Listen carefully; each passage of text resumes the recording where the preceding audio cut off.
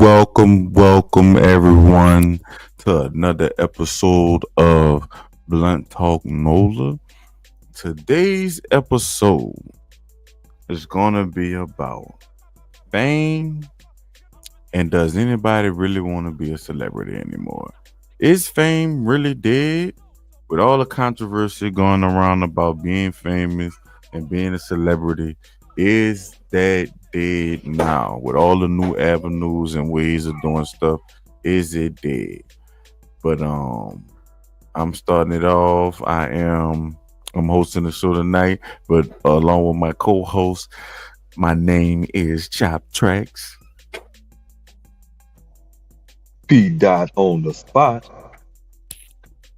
Child 17. Oh, son. And we're gonna go straight into in other news, and we're gonna start with P dot. If you have anything, if you don't, pass it to the next person. That's all you have to do. I don't have nothing, no explanation. I got a couple of little things I want to present, man. And the first one is about some stuff that they caught happening in New Orleans that they say is illegal. So I want y'all. In other news, So the stuff that they caught that was happening down here in New Orleans is pretty notorious whenever New Orleans make a news line for anything. So just check this out.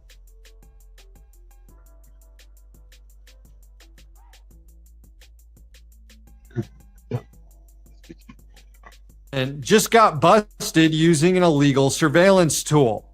According to a report from the Washington Post, since 2023, New Orleans cops have worked with a nonprofit spying company that utilizes hundreds of cameras around the city for real-time facial recognition surveillance.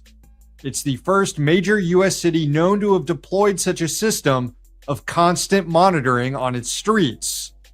That company, known as Project NOLA, created an app for police to download on their phones and get alerts when individuals whose faces resembled a suspect that's been fed into the system's databases is captured in real time by one of the networked cameras. The scheme allows cops to somehow be even more lazy. The company claims more than 30 people have been arrested using the technology, but the newspaper couldn't verify it. And since Project NOLA is a private entity and not receiving any money from the department, it's not subject to the same disclosure rules as the New Orleans police, which is an arrangement that's probably by design because the entire system operates in violation of local ordinances. 3 years ago, the city council passed a law limiting cops' use of facial scan technology. Police were required to submit requests to a law enforcement fusion center in the state capital that would then run the scans. The New Orleans police chief scaled back some of the collaboration with Project NOLA in April to try to bring the program more in compliance with local law. Officers no longer receive automated alerts from the company when a certain face registers as a match somewhere.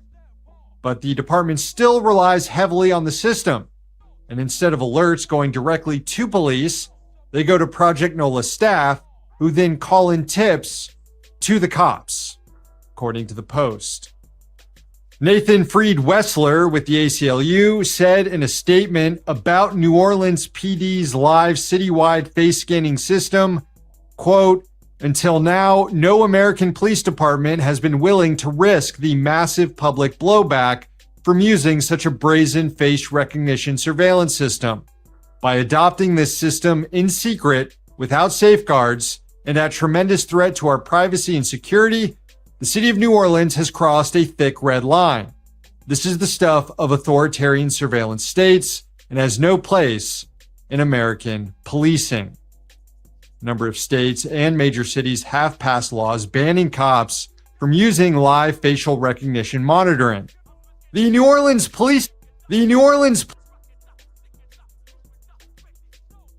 All right, fellas, what y'all think?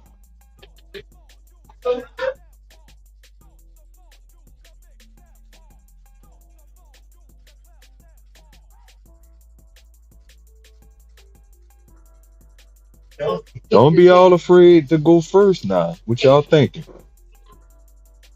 The police ain't never been truthful in my neighborhood.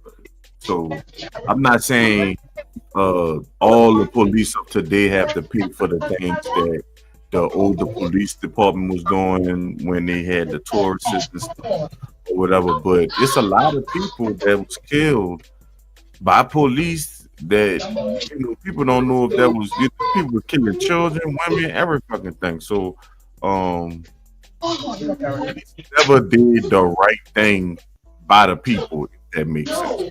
I don't expect them to do the right thing ever by people because they normally don't or whatever. Now with one-on-one interactions, I could say I didn't have better interactions with the police than other people.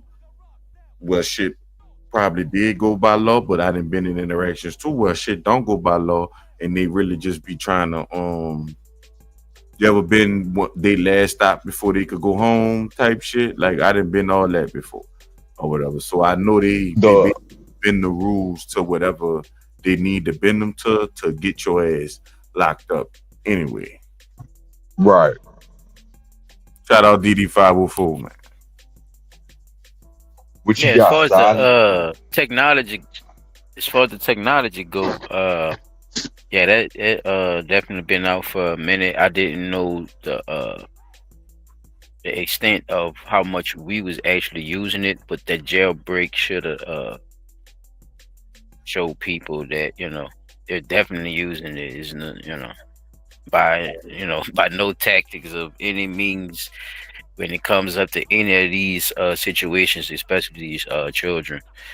Uh, we see the lack of investigation versus what we've seen with this uptick with that situation. So some technology is definitely being used for fucked up reasons. We all could see it. It's negligence in the whole judicial system, and I think a lot of people get paid off to keep that shit quiet. A lot of times they still want to use the technology to keep the face, but To when say you that they see doing the work sound like it. yeah, in a way, yeah, because I mean it's so lopsided when you see the situations versus the technology versus what's actually getting done as cases is being considered. It's fucking oxymoron, y'all. So we gonna continue to stay tuned. With Different things me, change. it's kind of a double-edged sword, right? And the reason I say it's a double-edged sword is because if they would have put the proposal and the idea of what they were doing up before city council, so city council could take a vote on it and say, hey, we feel like this is a viable idea, or we'll give the okay. We could check with the federal justice department to make sure we're not overstepping any boundaries, just cover your bases, right? Because at the end of the day, these ring cams and door with the other what the other one was, the any ring cam, any home surveillance system, because at one point they were saying like you could have your home surveillance system hooked up with the city CCTV circuit.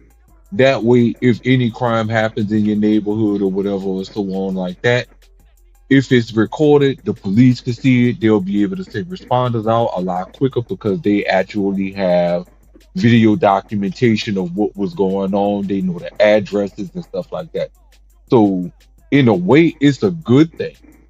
However, the way they went about this, using a private company to send them information saying, or whatever facial data recognition information that they had in, which still hasn't been approved by our state for you, was going beyond the call of duty in my eyesight. So it could be good, it could be bad. Legally, I think they just don't know how to stay within the bounds of what is legally acceptable with our police department down here. Like Chop said, they bend the rule to suit whatever ends and means that they want without regard for the people.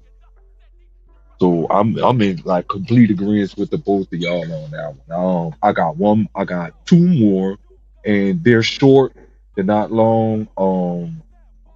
And one is actually kind of funny, and it teaches a lesson about uh being smart about what you purchase off the street. And I know this isn't the first time this happens, so check this one out, y'all. This another good one. Turned on is the fucking Popeyes menu. Julie, it's not fucking funny. Hey, bro, what are we ordering? What are we ordering? It's not fucking funny, bro.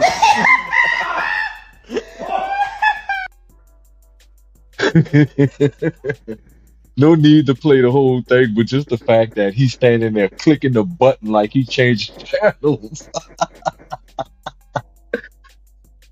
Oh Lord. Yo, you better. Oh man, you better get your money back. Hey, bro, let's get the signature chicken, bro. Get the signature chicken 2-piece combo. You know. I'm looking at it turned on. Well, let me get the two-piece combo. First of all, that's not true. You can tell that's a skit. You know why? Huh? Wait, say that again. Say that again, Chop. You know that's a skit because, nigga, the TV got to be programmed to the Popeyes thing. So if you either still got the chip in the TV or you got something else in there, that's the only way they could do that. That could come up like that. They could easily take that shit off of there, but I guess he ain't know how to do it. Or the Right. And that, like I said, this ain't the first time I done heard about somebody getting played with one of them TVs. Like somebody bought one, and it was a TV from Brothers. It was one of them. It was one of the monitors from Brothers. Damn shame. that same TV that's in Brothers is the same. All right, Peter. I'm not. No, I'm just saying, like, this ain't the first time I'd have heard about this happening, but one with the Popeyes menu. So what you would be saying to be true, that mean that Brothers and Popeyes selling TVs. Or somebody broke into a Brothers or Popeyes and stole a TV. It's a. It ain't nothing to snatch that mountain down and just shit. But it's still a TV at the end of the day. So yeah, it is. It's a channel. He said change the channel. I don't understand. Like, why you can't check?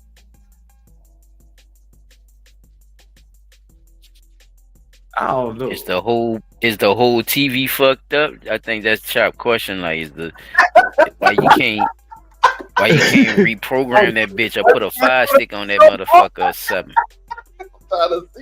That's a good question, though. That's like, a good question. It is. That's a damn good question, because I'm like, if a crackhead sold me a TV, for especially a 50-inch TV like that too. Boy, yeah, where you got it from outside? So you got it from Facebook. I'm telling you, that's a it gotta be. But okay, so I know off of Facebook. That's what I'm saying. If I'm going by his logic of them stealing it. If they stole it, where they stole that big motherfucker from at a Popeyes outside? That's what I'm saying. The store. Real. When Popeyes shut down, the store don't hold them big ass TVs in there like that, huh? Just for a menu, huh? Unless they trying to show you your shit from the drive-through or something. Man, Peter, they got that big ass TV. They got the big ass TV. Yeah, they got them on monitors now. I don't believe even churches got the little in the back. The little monitor screens up where you could look at what's on the menu. That was a big ass TV that man had in front. You keep saying little. This a big ass TV, P. I'm just saying. It was a big Popeyes on that TV. motherfucker. That's what I'm saying. I ain't know But they be that big in the Unless dining area. Hey, maybe things done changed. I don't know. they might buy a TV and they got a USB set up to it. All you gotta do is take the fucking USB out. It ain't gonna play Take the USB, the put TV. your Fire Stick in that bitch or something. unless your like you Roku. said, Chop, it probably was wired under the housing. No. So they gotta take the housing to loose and go in there and find out where that chip is that has that program on it and take that chip out of there. Man, fuck no. I'm not about to just make no shit up. Because that's what you're doing. That's what you're talking about. I was like, damn, maybe you do. Man, what? Yeah, man. I was on it to it. Maybe you do. Like, it's a TV, nigga. You got the red, white, and yellow wires. Auxiliary, Uh-huh. HDMI 1, The cable HDMI wire 2. is good. Or you could do HDMI, or you could do USB, right? And when you do USB, Component. you put it's like pictures you put up there or whatever. That's what Popeyes do. They put that shit on the USB and then they put it in the TV and it just sit up there. That's the same thing brothers do too. They put their menu. So okay. So look, I got a question That's for why you. it's a So skit. if, Because you could just pull a USB out Just pull the and bitch it'll out. be regular TV. Talking about. I think he could have been playing a trick on his partners and shit too, and was looking Yeah, at it like, you know. it is. I think it's more his partners played a trick on him and was like, yeah, nigga, see, your ass thought you got a good TV, but we're gonna put the USB joint in there. You ain't gonna figure it out at first. You're gonna at first. It could have been, yeah. All good scenarios, fellas. Yeah. That nigga P out. all right. Gotta be careful. You do gotta be careful with your purchase though, because Timu will get your ass too now. Timu will get your fucking ass too. Timu will send you a picture, nigga. It already, huh? Just bad. Motherfucker. You Yeah, wonder ask for why you something. paying $4.99 for this big looking thing, and they get there and it's a picture. Man, they'll show you some shit like a rack or something for shoes or something that's supposed to be, you know, state of the art, man. For that little bit of money. Man, you get that shit be flimsy as a motherfucker. These slices of paper in a box. You be like, damn, I got All right, so look, this is my last one, y'all, and this one,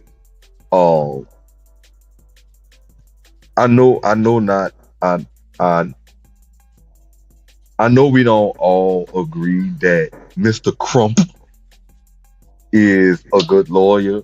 Wait. Good, I gotta supposed to be representative. wait. I disagree already too. Chap, I disagree already. He started off. Every time we get on I this show, think Crump has a fake about the tongue. fucking yellow man, bro. Every time. I didn't say Huh? nothing about the yellow man. I said, Yeah, he talking about Crump. Crump. He talking about bald head. He talking about bald head fat tongue, man. Oh, we talking about Ben Crump. Simmer down, simmer, yeah. Give me the mic so I can take it away. I thought you was going to motherfucker. I thought you was about to say Ben Crump. That's why I'm like, wait, what is he going on about? I didn't say But I nothing about disagree for another reason. T-Man. I disagree because I never said he wasn't no good lawyer. Okay. Continue. So but I was saying I disagree with it. I'm not saying he's the best lawyer in the world or whatever. You're not. Wrong, they done put No, him you just on, lost. You or just whatever. lost your train of thought. You were saying that I know we don't all agree on him being a lawyer, right? And what he does good, and stuff. yeah. Continue. Yeah, continue. I was just correcting you that I never said he wasn't a good lawyer. I just disagree with some of the things Some of he his- said. Just to put you back on track. Go ahead. But this video I found has him in it, and I just wanted to make that point known. But this is a Yeah, you video sound a where little distracted, brother. You they good? are Tell her get giving out- Harvard. They're giving Harvard University thanks for Because they got doing something that Harvard should have done a long time ago. what So I giving out. want y'all to check. Nope, nope, nope, nope, nope. Don't do it. Not that. Don't do that. Not Free that credit. one. Not that one. Okay. Not that one. But it's another one. So check this one out and then give me y'all thoughts on that one. And dare to demand it back.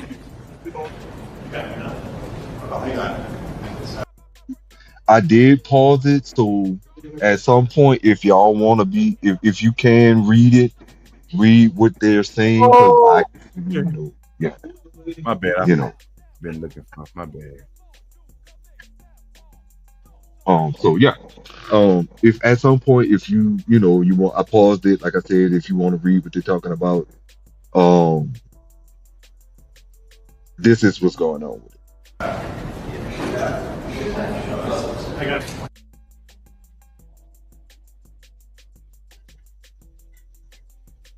I'm not seeing a picture.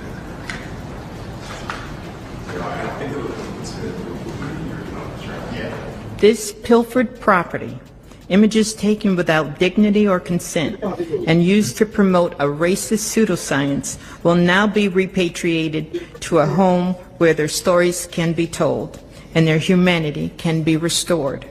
Papa Renty and his daughter Delia was not illiterate, they were not irrelevant, they were not illegitimate, they were human beings worthy of dignity and respect.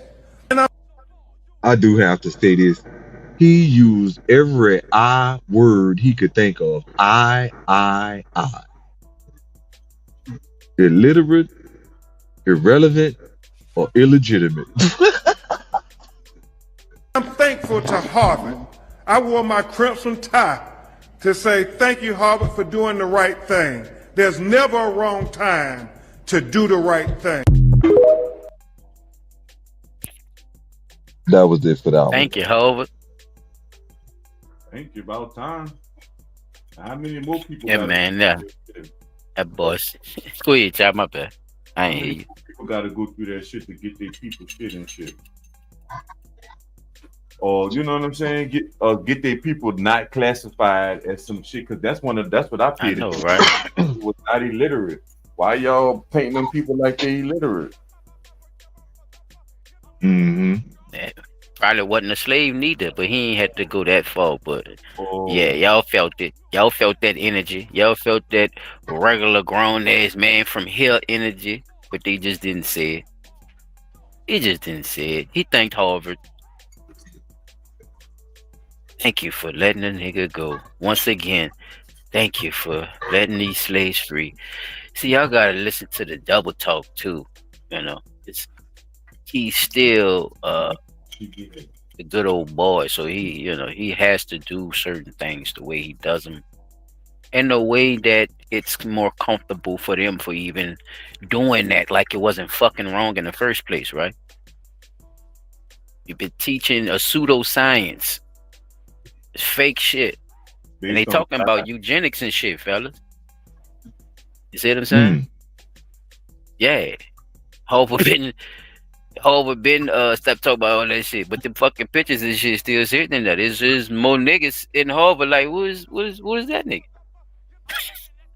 You should really go look them up and find these people backgrounds. Yeah, it's all this research is out here now. So it goes back to what I was saying about the police shit too. You know, the technology doesn't match the fuck shit. They got more technology than it's crazy. On the show before, like they have technology where they could tell you if you put too many cells at one time. You know what I'm saying? Remember we had the idea about the fire shit where we would say, why don't they just make these? Man, we thought about all kind of machines and shit right quick. They could have helped out with them. So, and like you were saying, exactly, and you was giving you showed examples of little planes and shit scooping up the goddamn ocean and pushing that shit. So you can't use the ocean water like it's gonna kill something. Hey, why do my question would be to you, Chap, if we looking at the situation as well, and why do we have to fill out petitions and all that shit to get them people shit back for y'all to, finally right the wrongs and all this shit here. It should be wrong in the head in the beginning, and just give the people shit back because it's right. They shouldn't have to ask for that back when you know it's not churned, or if you know you lying on them people, or that that's building a legacy of bullshit that's gonna keep that same ideology alive, bro. You supposed to cancel that. It ain't no, oh, I didn't know that. Well, hey, okay, well, yeah, I guess we can let this nigga down off the wall. Go ahead, him and his daughter, yeah. Oh, his daughter too. Oh, I didn't know. Okay, yeah, her too. Yeah. Harvard don't want that on their face. Don't want that on our record. Yeah. I don't know, fellas. Just a thought. My thoughts on it. Oh, you got thoughts? Yeah, my thoughts on it, right? Well, I'm gonna try to be, real quick about it. They knew they should have been turned in pictures, right? 175 years of you having something that you knew didn't belong to you, that you use, and I can almost assure you that they use that for profit. Whether drum roll. What they use for? I know that they used it for profit. Oh yeah, these pictures are 175 years old. You probably used them to talk about your lectures and stuff on slavery and how that went. Yeah, and yeah, exactly. And 9 times out of 10, that just was a man taking a picture. 175-year-old picture of a man that just was working out in the field doing his thing, and y'all attributed it to what you attributed it to. So, they should have been gave that people their stuff back. That way, whatever museum it belonged in, it could have went in that museum, and those people could have said what the story was behind this picture and the people who were involved and how this photo actually came to be. Oh, Chop, another thing too. Ben Crump don't move if it ain't for the money neither. So what kind of financials funding is coming to whatever program or situation with the pictures and stuff? Like exactly. Try to find out a little more on that, P, with just to keep us updated on it. Okay. That was it for my the news, fellas. You can go silent. All right, fellas. Yeah. You want me to go, Chad? I'm gonna go because I want this CPS thing. All right. I'm putting this thing in the intro. Right here.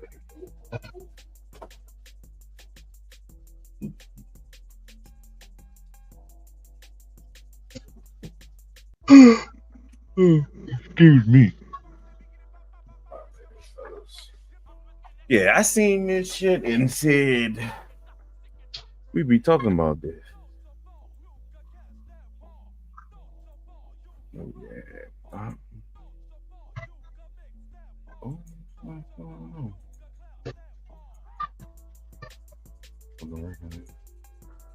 This is.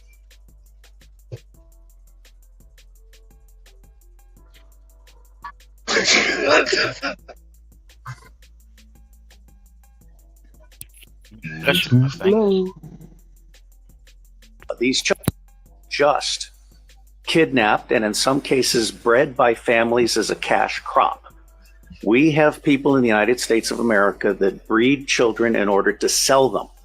And when they are sold, they come without birth certificates, which means it's easier to kill them and have no one ask where they are. We're also importing children by the plane load. Again, children who have no documentation. It's not just child slavery or child sex abuse.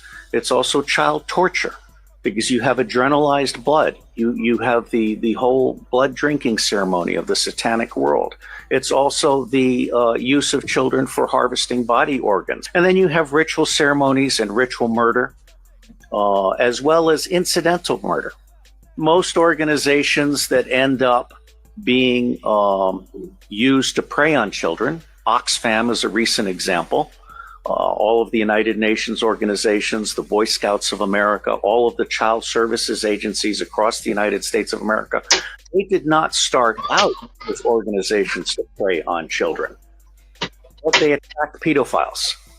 And ultimately, pedophiles end up rising in the ranks and controlling those organizations, so that an organization that initially started out in the service of children becomes an organization that is in fact hunting children. These children are not just kidnapped and in some cases bred by families as a cash crop. We have people in the United States of America that breed children in order to sell them. And when they are sold, they come without birth certificates. You want me to play it again for people that ain't hear it in the back? You out him, huh? Because I was in the front. Yeah, I definitely heard it. I want to start this one though, just while it's freshly thought in my head with the birth certificate thing. It's now y'all see why it's the colorism and the racism, black, white, and all that shit matters too. And your birthright and your birth certificate and all that shit is important, because this is also a way that people look at things when they're into doing stuff like this. They actually have easier ways to do this when they don't exist, fellas. You know, especially young black kids. The numbers is crazy. And through a lot of these systems, it just shows you the effect of this, let alone what this man was speaking on, I mean, with the rituals and stuff like that. It's it's not like it haven't been told before, so the connection in it should make sense to people, why the numbers are so big. Because people with big money, or they care about doing that type of shit. Basically, they're into it. That's what they do. That's how they worship. That's how they believe that they keep what they have. So when you put that into context, you would understand that they don't, really care about children like that. They commodity. It's just a thing, that they can afford or throw away or just play with when they want to. So it's very very extremely hard to hear when you hear, just like Chop probably thought when he saw it, like it's extremely unfair, and it's fucked up to hear when you hear more more people coming out and just speaking on that same situation. Sorry for being a little long-winded, fella. What you got, P? All right, so I remember seeing that video, man, and I'm gonna be honest with you. Everything he said, y'all know we talked about on the podcast once before about the people with the stuff that they were doing with these little children, with the adrenochrome thing. Like he didn't want to say it in so many words, but he said it in a lot of different words. But one of the biggest things that I could take away from it is that is something that we know for a fact. For hell, long as I've been living, children have been coming up missing. You know what I'm saying? And I'm still on the level of saying there's no way that these people, children, especially like Simon was saying about, children of color, black kids, there ain't no way you gonna tell me y'all don't know where these children at, how they disappeared, where, what the assailants look like, or none of that, because if we just spoke about the police using uh facial data recognition technology, and there being cameras literally everywhere you go now, there's no such thing as nobody saw nothing or nobody don't know nothing. This has Exactly. to What be y'all one of looking the for other people anyway, Pete? Y'all got all the eyes on everything, huh? See how they double be talk looking. you? That shit fucked up, son. You So, right though. so if we're gonna use that type of technology, let's use the technology for what we desperately need it for, the protection of the children. Use the technology like that. But see, Otherwise, I see what you're saying, Pete. But you still alluding to the fact that children are just being snatched. If you saying that, you see what I'm saying? You right, not but with the okay, so this man listen, saying people, children, people, parents, and their family members is selling them off, so they making them untraceable. They not. They don't have birth certificates. They don't have identification. They don't know who the fuck they well is when they look, that's one situation of it now. But as far as the ones where children whose parents have information, and you know, let's let's let's look at that side of it too. Because the side that he's talking about as far as the breeding farms, and so of course they're not going to be able to track those children or say where these children went or when they were born or none of that because they weren't That's born what in a we hospital. talking about. Now, if you just a careless ass parent, that's your fault. Because the technologies and all that shit is out here. They got air tags. They got clothes now that's made for you to track them children. Like they got all types of shit you could use to make sure you keep in touch with your child. The same shit they use on them dogs, they could do that shit with the children. But I'm saying, like, and we didn't heard them dudes say they not coming to nobody house or trying to take no child where they know a dad at. They ain't Or say where they the parents are actually ain't observant no, of their children. Yeah. no. Say nothing about no goddamn parents.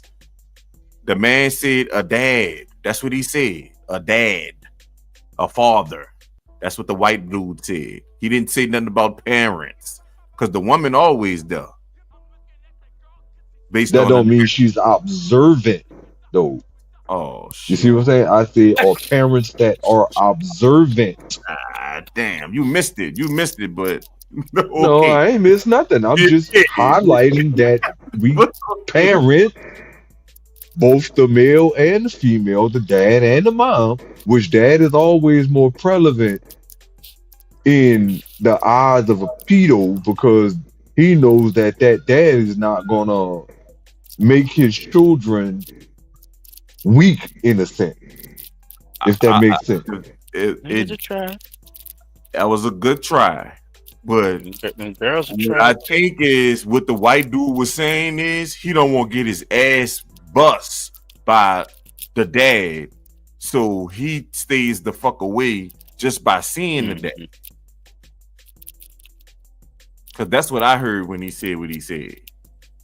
And your He knows birthright that's thing too, what you were saying about the negligent parents not getting your children shit right and all that, the information and all that shit, not caring about all that shit. And trying to be Jane Doe's. And gone. They wouldn't exist. Unidentified. You don't know where they birth. You just had them. You don't know where they birth certificate. Nothing. Cause you And just you're put it up flying them somewhere. over. You know what's crazy though? For that man to It's a know. fucking Now child. You just put it up you somewhere. are a sitting judge, right? You are a sitting judge, and you know that the U.S. is flying children over here by the plane load. He can't do nothing about it, brother.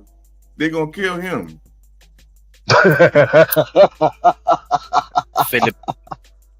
Philippines and all that, man. They doing business. Like it's Yeah, P. It's doing business. That's big business, man. You know that's big business if it's that many. It's that many at one time. Think about it. They don't send in cocaine by the gram. So why you think they gonna kill children one by one? Women or children you know personally that got snatched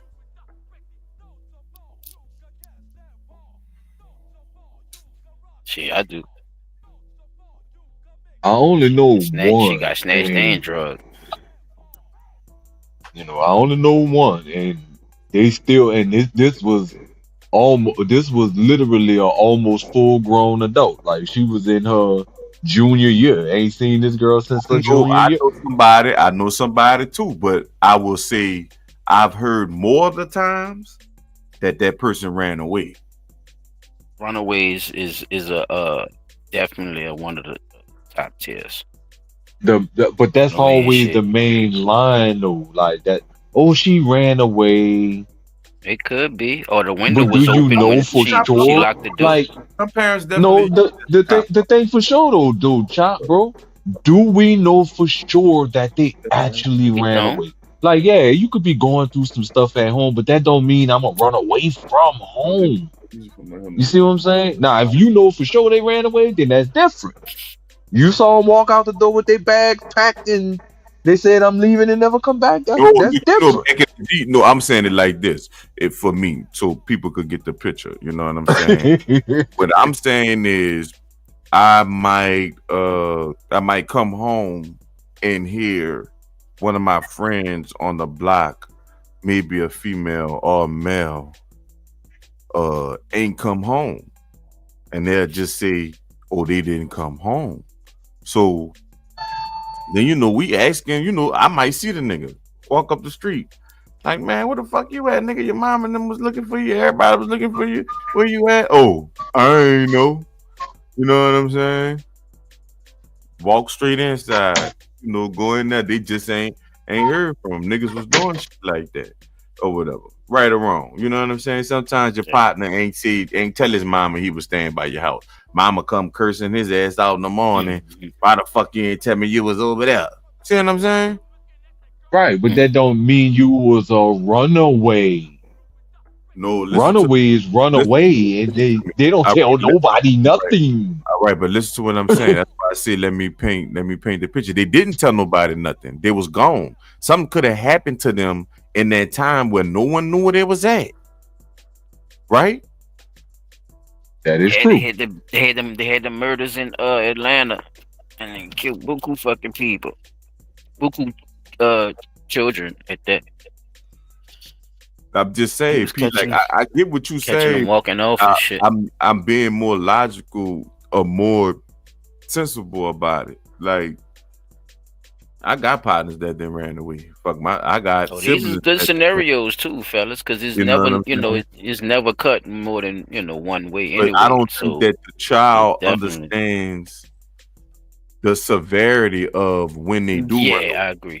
You see what I'm saying? Like, right. They run away from, or just walk off, or just go around the corner and think it's innocent. Like, one of those things. It's that nonchalantness. Anything in an angry manner, that's how dangerous it is out there. Or upset manner, or not when your head's clear.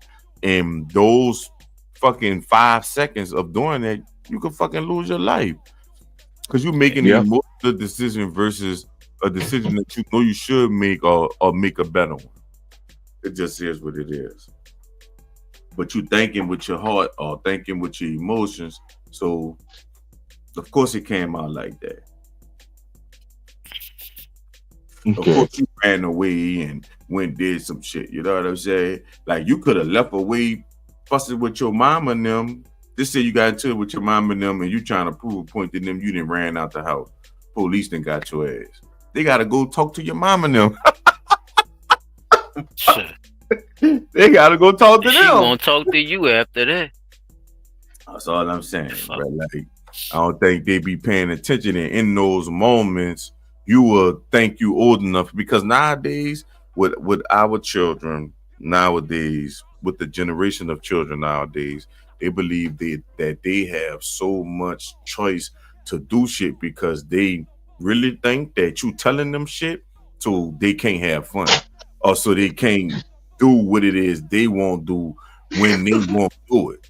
But I'm telling you, I laugh every time that moment of realization come on them when they see I've been telling them just happened, and now it's like, oh, now I see what you're talking about. But all you really have to do is just shut the fuck up and listen, but they not taught to just follow. They taught to have their own feelings and ideas, their own ideas and all this other shit. So they gonna do that, but they be thinking some dumbass shit. So I ain't gonna lie, it just be it be stupid. But I get it. I understand, and they have to go. It's that ignorance going through it and learning and. You gotta show them the transgressions, and they'll see it. Hopefully, yeah, that's true. Because there ain't no telling like this nigga right here. He definitely need his transgressions to be. Don't you do it? Fuck. Get this nigga. Lord, what he doing? Get this. Y'all heard about that 60-year-old who was on the way to the hospital to give birth, and her 47-year-old baby daddy picked her before the ambulance got there? She had that baby and threw the baby in the dumpster. Discovered inside a dumpster earlier this week, investigators identified James Booth as the man seen on video putting the newborn in the trash. Y'all know how to Iraqi people, when they had them gas stations, you try to take the trash with your household trash and put it in the dumpster. The Iraqi man saw it on the camera, and he was trying to go out there and get that trash can so he could report to the police that somebody was out here dumping trash illegally. I go jump in the garbage inside and took the bag out and hand over to the apartment department. They look at their body inside. Now, Mr. Good Old James, he's a maintenance man who had these little apartments, and word on the street, when they finally got up with the little girl, the little girl told the police officers she'd been talking to this man. He's been her boyfriend since she was the age of 13. This man has other kids by other women that are adults, and I'm guessing he was trying to hide the situation, so he took that baby and threw it in the garbage. Right now, he was locked up on some weird-ass charges, but I damn sure didn't see the charges of him molesting that little girl. We waiting on it. I'm going to keep y'all updated. Stay tuned. Being held on a $250,000 bond. That bond, by the way, is set for review tomorrow. Ooh, child, y'all heard about that? Y'all want me to play it again? No, just tell me what happened, because she talking too fast, and my mind can't. My mind not working right. My bad. I thought he called. I called. A 60-year-old was on the way to the hospital to give birth, and her 47-year-old baby daddy picked her before the ambulance got there. She had that baby in the car. He took the baby and threw the baby in the dumpster. Discovered inside a dumpster. You got that? You got that part, P? So, 16-year-old girl having a baby. 47-year-old baby daddy took the baby. She had the baby, and the baby daddy threw it in the dumpster. He intercepted the ambulance. Am I close enough to being right? Listen, he intercepted the ambulance to stop the ambulance from getting to the hospital so he could bring her to the hospital. She had the baby in the car. He threw the baby in the trash.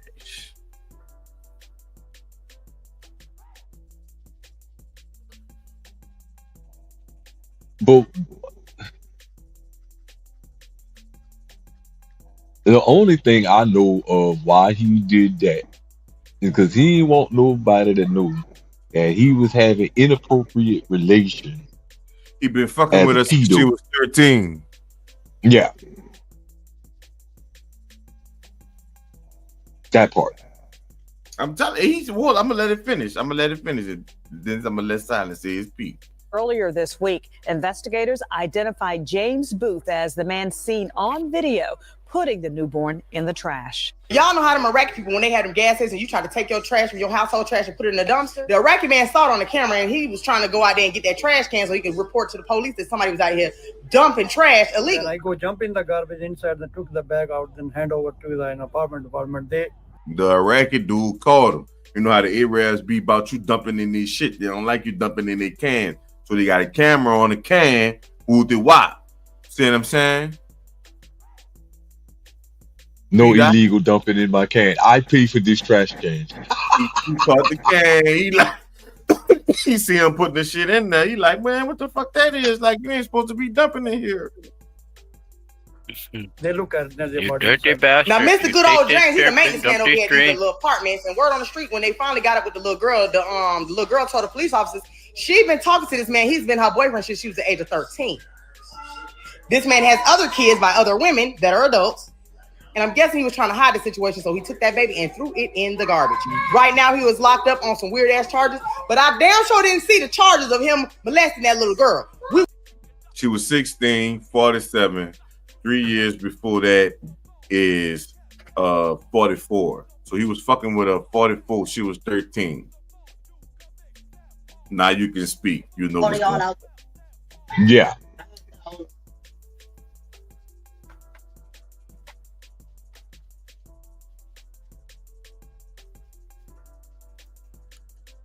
One more important thing I heard was about the no, she said there was no molestation charges on him for the girl. She spoke of some other charges. I would love to know what those was, but besides that, like this is way inappropriate for anybody to think this is even cool. Like I don't give a fuck what you think she looked like, nigga. I don't give a fuck about none of that shit, man. Yeah, all that. Yeah, talk that Umo shit. She this and she that. Talk all that crazy ass shit. She 13, nigga. Probably online and all this shit too, though. With your stupid ass. With your catfishing ass. You all online with it. Now she probably got a burner page like she an adult or something. I don't know. Or was he going the other way? It's a lot to speculate on this situation. But there's nothing more right in your motherfucking face with this nigga throwing that motherfucking trash away though. Yeah, that's crazy, son. The fuck is you doing? It's too late. You're going to jail, sir. Dropping the fucking God don't like ugly. The ambulance is insane. You's a ugly motherfucker. Stopping. He said, "What the fuck?" Nah. You got Habib on his. You got Hindu Jack on his ass, yo. You dirty bastard. I was about to call. Trash. I'm going to call the police. Bro, I'm not gonna say I was calling that man Indian Santa Claus. That nigga Sabu was on his ass. You dirty bastard. So get your black ass. First of all, how was they able to keep that relationship a secret that long? That's what you're talking about. Because he should have been. Situation. Yeah, that's true. That is definitely true. The scenarios of the runaway versus the non-runaway, just going down the streets and the parents not. That's why I say it's a lot of factors into this shit. That's why I did. Yeah, I could have kept going, but I just said it right then and there. It's a lot of factors that we didn't hear, especially with those charges. Right, like talking about that. Y'all just talking about. Wait, what is his name? James Booth? You said it was John Booth. Some shit. I don't know. I thought it was James. Get his name, unless you can see it on that thing right. Because we might be able to find out some information on that just based off of his name. James Booth. Charged with abuse of a corpse after. Okay. Huh? That's what it says. Charged of what? Charged with abuse. All right. All right. They must have found it in. They found it in the trash. And it was dead already. It had to be in right. Santa corpse, so she had a stillborn. I don't know why I say that like that. You know what I'm saying? He just threw the body in the trash too. So are they alleging that the baby was his, or that he just helped her dispose of a body? You see what I'm saying? I don't think that could be a good defense for a lawyer, P. Yeah, I don't know. No, I'm just the reason I'm asking that is because What wasn't were one the of the other details. charges besides the abuse of a Oh, so court? he is trying to charge him with sex crimes, but he pled not guilty for that. He Ah, said, see, "I that's ain't what I was know." trying to. He's what he so what he gonna say? Right, I that's what ain't I know. was trying to see. Okay, so let me ask you something about what the white man said. Well, she ain't had no birth certificate. And he is not guilty in She ain't had 5 no ID, Peter. She ain't had indictment no on ID. crimes. James Come on, Booth, man. She was being sex trafficked. previously arrested, Come connected on to now. labor. Now look, For that 3 probably was years. one of the So you kept her James like a 3 Booth, years. previously arrested in connection to a dead body found in a Mhm. dump, pleaded not guilty man. during the indictment on Come on, Thursday, man. March She crazy. 13th. Booth is now charged with 2 counts of trafficking for a commercial sex act, promoting prostitution between the ages of 12 and 18, continuous sexual She was on them abuse of streets. a child, and aggravated statutory rape. And that's that age too, yo. I brought that up too with the little chick that was sitting out in front of the door. She said she was out there at that age, yo. Yeah, boy. So listen to me. Somebody is getting involved with these little girls. It's a lot of them be out there, bro. Man, And they getting to them around that age, treating them like they 18 and older at that age, so they get out there and sell that pussy, man. I didn't march with And they've these been little doing girls, it. son, because my They daughter. loaded and everything to go through that shit. You know how many men you be having you be catching babies like they looking at grown women.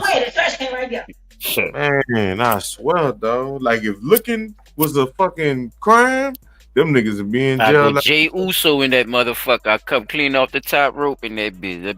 I be too aggravated. All my face I and shit walk be dead in jacked front up of the looking camera and crazy. everything. If I look Say, at you, Oos, I what look the at fuck you and it look looking at? like you shouldn't need. You don't need that footage. Like, what is you going to do with that footage? I'm the trainer. Oh, my bad, bro.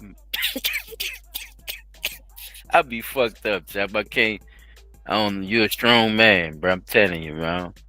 I'm telling you, boy. That's why I couldn't. I think that's why the Lord did me what He did me, bro. I couldn't have no turn. My nerve too bad, bro. My Man, nerve so too goddamn bad, son. I be getting the wrong ideas. he's being People be held trying to help in and shit. jail on $1 million bond and expected to be back in court on April 22nd. Initial charges. So what you think about that, P? He out there selling that. I'm gonna say, excuse me, child. He out there, actually soliciting that cow, getting him something out there. And she 13. What you think about that? You think she gave him his ID? Her ID? Ain't no ID You know to I'm out give there at that, selling is clip. he? Huh? Ain't no How he know ID what to age give she at is, that, right? is Like you were saying. Man, How shut he up. supposed to know? He need to be a lawyer for the defense. See? Investigators I'm just trying to wait, give let him me different finish reading scenarios this of how and then that shit could you can look too see when people because saying what they you're saying. not paying attention to what's going on.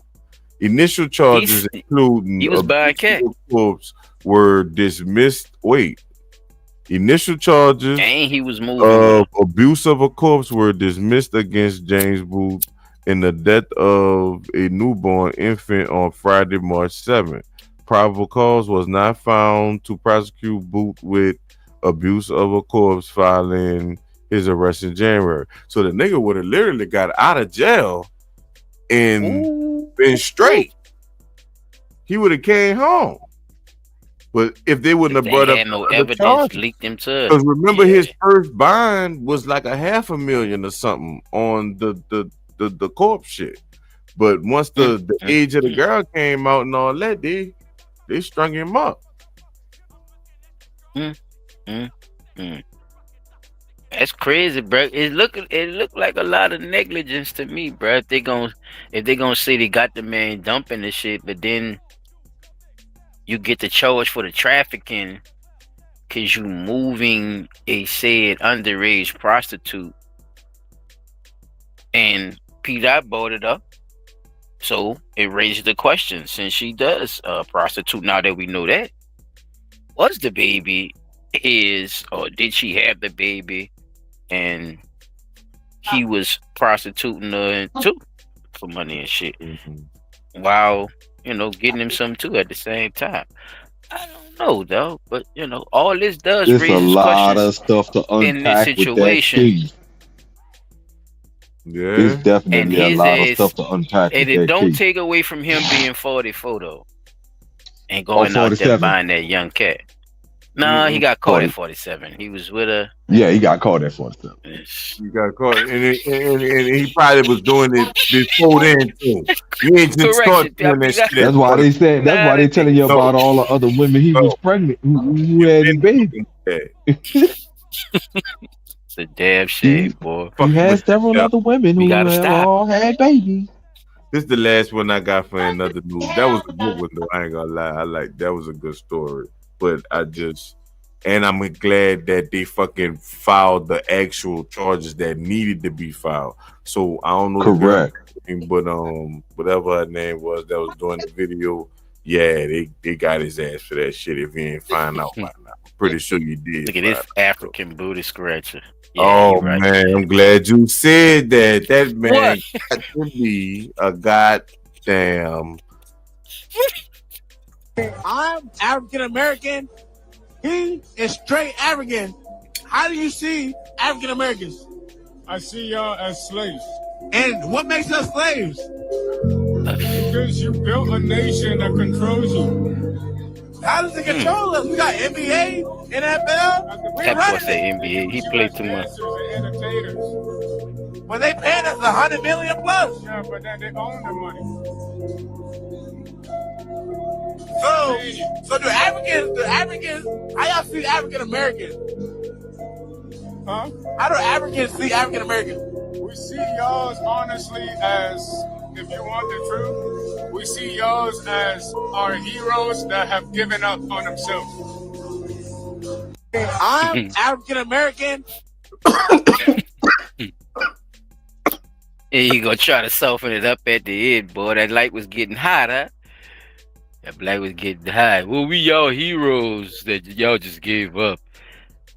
Well, if y'all was the motherland, then y'all taught us how to give up. Boy, it almost looks England and Switzerland and shit on Africa. They look closer than they look like they fucking cousins.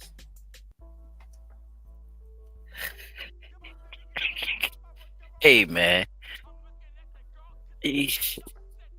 there. That boy Africa is said, conquered "I too. am African American." Hey, Africa is conquered too. African. I keep trying to get people to understand that, but they refuse to see. Look, Africa is not a independent nor a republic. There's certain countries that go by that, but Africa is divided. Africa is not just Africa. There's South Africa, there's Zimbabwe, there's Ethiopia. It's just like over here, y'all. See, Mama different Boonie. shit. Damn, bro. Please, And not the Ron was Mama just Boonie. baiting him in, trolling the shit out of him. He said, that nigga said, bro, we got the NBA, we got the NBA. Like we ain't got that shit, nigga. We don't own that shit. Right. I think he was just trolling to get this Yeah, he nigga was to talk. trolling. I He think had that to. was me personally, but I think he could have came up with better points to to prove his point. But just to see what he was gonna say, like to keep going with that shit, man. It's crazy how they think racially about their own people the same way that they saying that they taught us.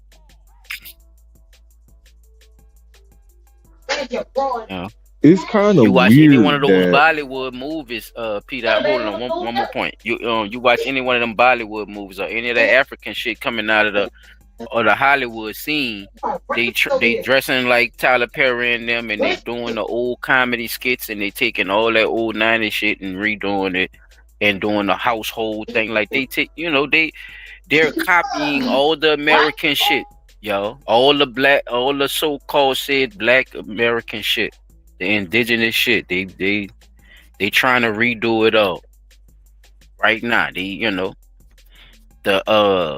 And one more thing, the face cream, and the wig thing. Like stop it. Y'all hate yourself. Y'all know y'all do. Cause y'all were taught that same dumb ass shit too. Shit, it wasn't longer than us, but it was long enough for y'all to bounce that shit back back this way, huh? What you think, Peter? This shit cool. Um,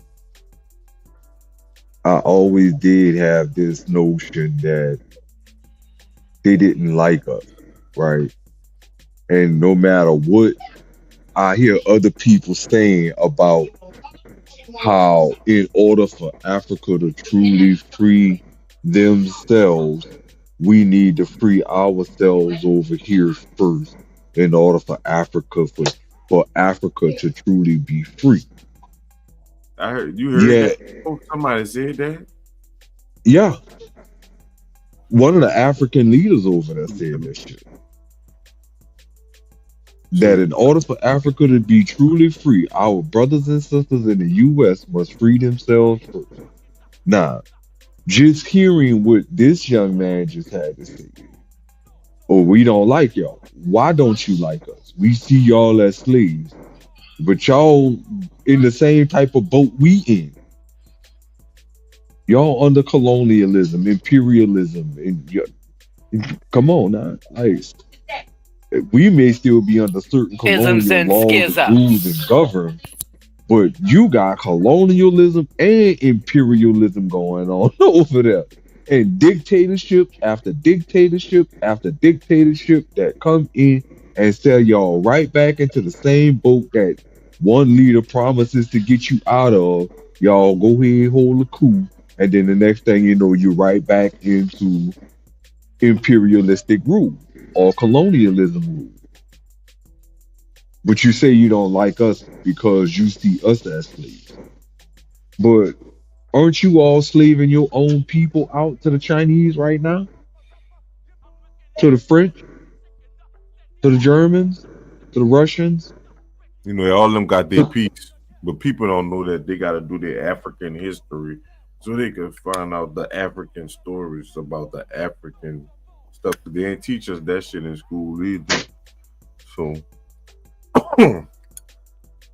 But again, but he don't like us. But what country you came to? Wait, why are you dressed like that if you don't like us? Because he did have on a nice looking little fitted hat and a flashy, colorful shirt and a chain and all that. to fit in is easy. Yeah, but you don't like us. Give him his name, and then they gotta treat him different because he's not a nigga.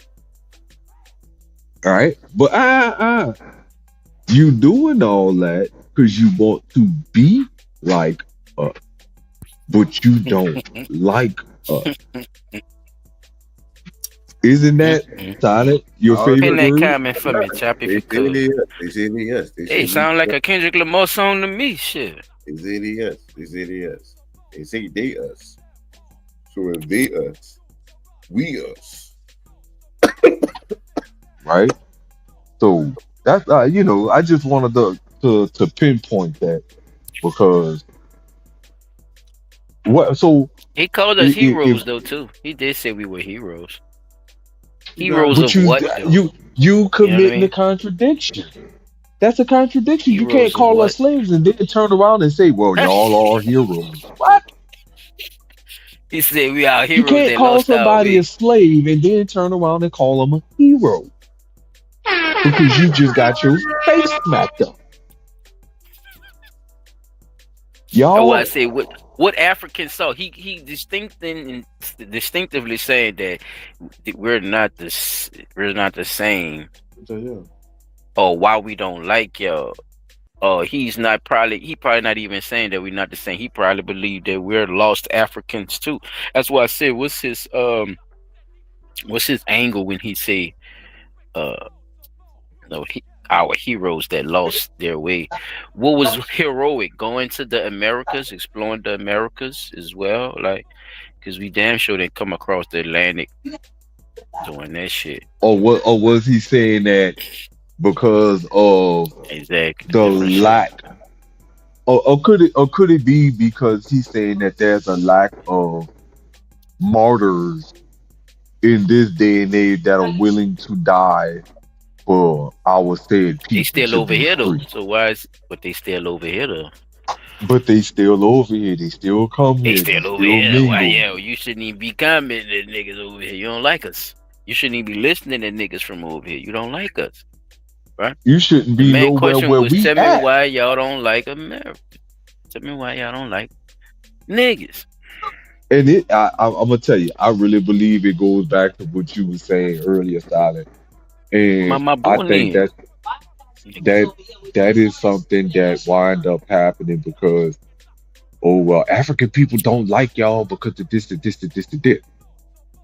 So what did we wind up doing? We wind up not liking them because we heard that they don't like us. Man, we wasn't fucking with African people, son. That's a misnomer too. I ain't never had no problem with African people. We ripped them like we rip every fucking body else. African booty scratcher. That was their name. Equal opportunity. The fuck? Look, We you ain't get the never said equal nothing about no African opportunity. dog. We didn't start this war. I'm like Right. Tupac with this We shit. didn't. What the fuck? So how that Nah, got nigga, you put on? can't shoot Look. me, nigga, and don't. Nah, no, man. I'm just So saying, Peter. You gotta so think the thing about it, is, bro. like, You say we don't like them. When we say we ain't like them, or has it always been a defense of who we is over here? That's what I'm asking. That's the question now. I'm just asking, bro, because I don't remember us stabbing them. Now you could clarify that for me. As a collective whole, I've never had a problem with African people neither. But it's a good bit of people be like, oh well, they don't like us. Like, wait, wait? So you don't like All them right. because you heard that they don't like us. But that's the plot of I'ma tell you what Johnny said, knowing Johnny ain't say nothing. So you could be mad at Johnny, and I'm gonna go tell you what you see what I'm saying? It's like that ping pong game. Oh, well, he Yeah, said but you this gotta about understand who had the who's ball the in one their who's court the though, one who's P. telling All right, come on, who's the let's not middle keep person. going with the Yeah. semantics now, brother. You want to play semantics? The ball is in who court when the conversation came up. Somebody asked the African about what that harsh ass shit they was saying when we was taught over here that we all supposed to be the same. We brothers. Mother Africa. Go back to the motherland. You see what I'm saying? It was always a built up passion thing for us to love Africa. It never was no fucking hate from over here with America with Africa at all as far as black people. That's what I'm saying. Now, the conversation came from when we finally got to talk to an African about how they feel. And you get a lot of that bullshit. That's the first ping pong hit. So they became African booty scratchers. All in their coat. All in their coat, not ping. See how the game go? Tennis, like tennis. Venus and Serena, you know. Oh, yeah. What you say, Chuck? Quick, they became African booty scratchers. Real quick. What the fuckers? But yeah, that's all I got one for y'all. Nigga on the loose. Nigga on the loose, y'all. They got another nigga on the loose, but not who y'all might think it is. Have y'all heard about the guy on the loose in Arizona? It's been like 4 days, fellas. It's been about 4 days.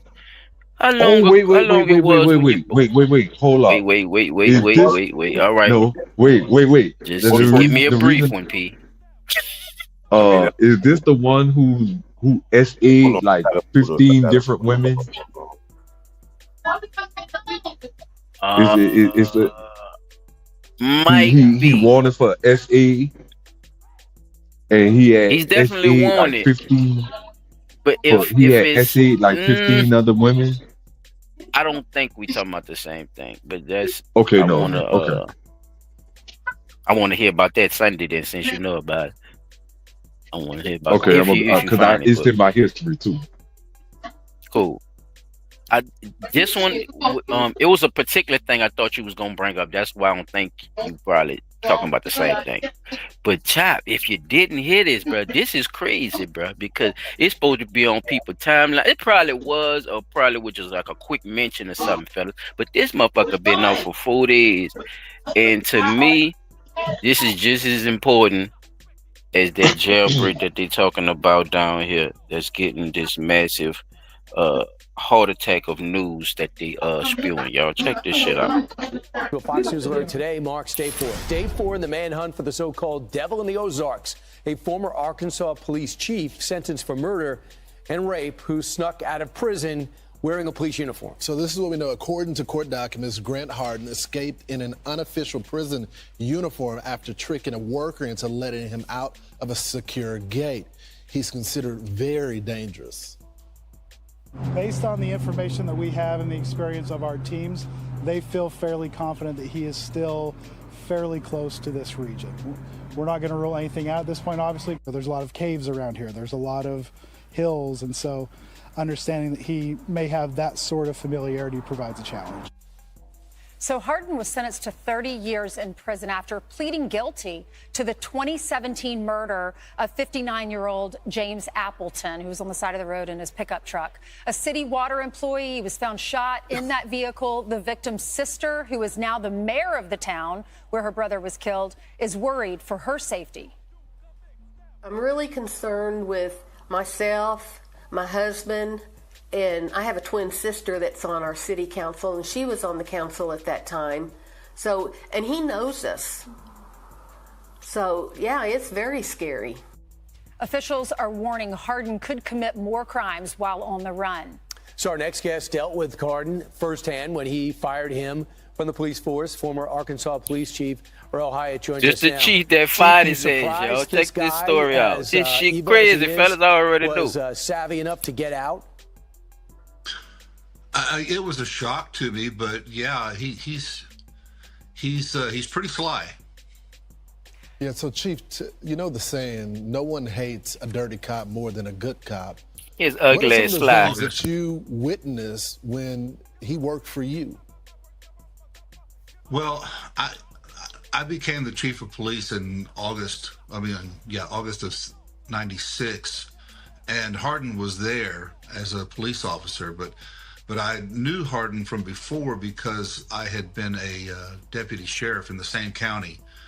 And within 6 weeks of me taking over as chief, I was able to document 3 major violations on his part, the last one being lying in a police report and the others being using excessive force. And so 6 weeks after I started as chief, I called him in and was going to terminate him, but he resigned as I was doing it. So didn't matter to me. He was separated from the department. Huh. So, Chief, I know that he went and became the police chief at a different department, but I was reading, okay, so you became chief in 1996. In 1997, yes. So he shoots this guy on the side of the road in 2017. So 20 years before that, in 1997, because of that shooting, y'all took his DNA, or someone did, and then they matched it with this rape. I understand that happened while you were the chief of police in 1997. This teacher was at the school. I think they were having a church service in the gym. No one else was at the school. She goes to the faculty bathroom, comes out, and a man is standing there covered and disguised with a gun. Rapes her in the bathroom, rapes her in another classroom, and then runs off. But he was caught 20 years later. How do you feel about that, knowing you were the chief, he was working in your department? I don't know, maybe it wasn't at that time. Maybe he had already resigned. But he was doing that when you were the chief.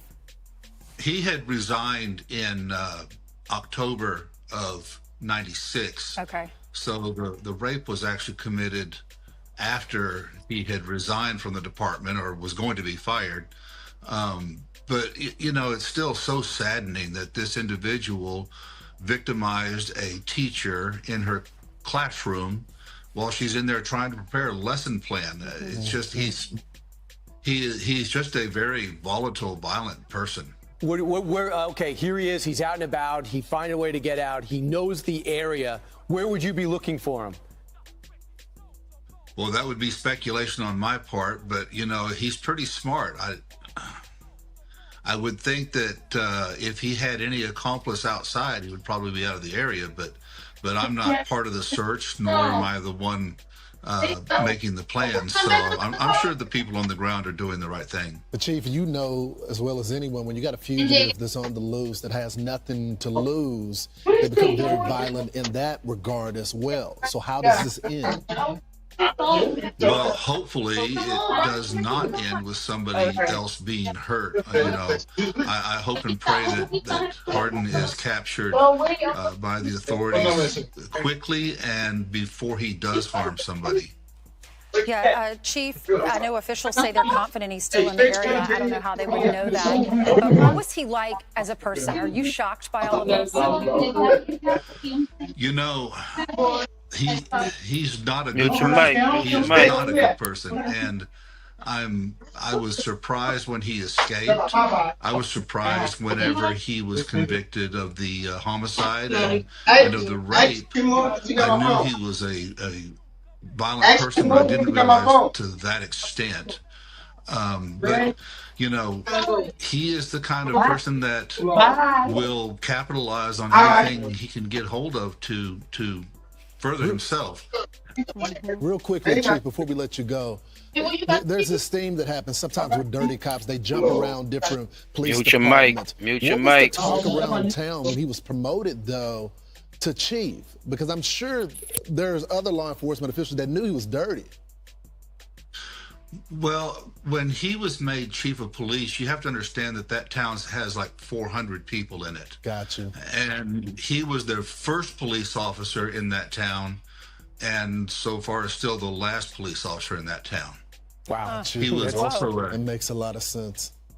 Yeah, he was an elected constable in that voting district. That shit made absolutely no The sense to city say. council in that small town made him the police chief, but it's my understanding that the man that he murdered was part of his demise in that it was discovered quickly that Hardin was abusing his authority in that town. Absolutely. That's what's so sad for us and for our viewers to know people like you, good individuals who just want to make our community safer. I know it's a lot to unpack, fellas. I just wanted to run through it because I, did it for time restraint. But yeah, man, this man, dressed up like a police, that he got a whole fit from somebody. They talking about nigga opening the door. He got a whole fit from somebody. His ass was doing time in jail when he My bad, I'm back, fellas. escaped from the motherfucker. He escaped from the motherfucker from doing time. He was already became police chief and all this shit, and was already before this. He was on the force with the dude I just showed y'all, who was the sheriff over him at the time. He was working for his station. He was, doing negligent shit back then.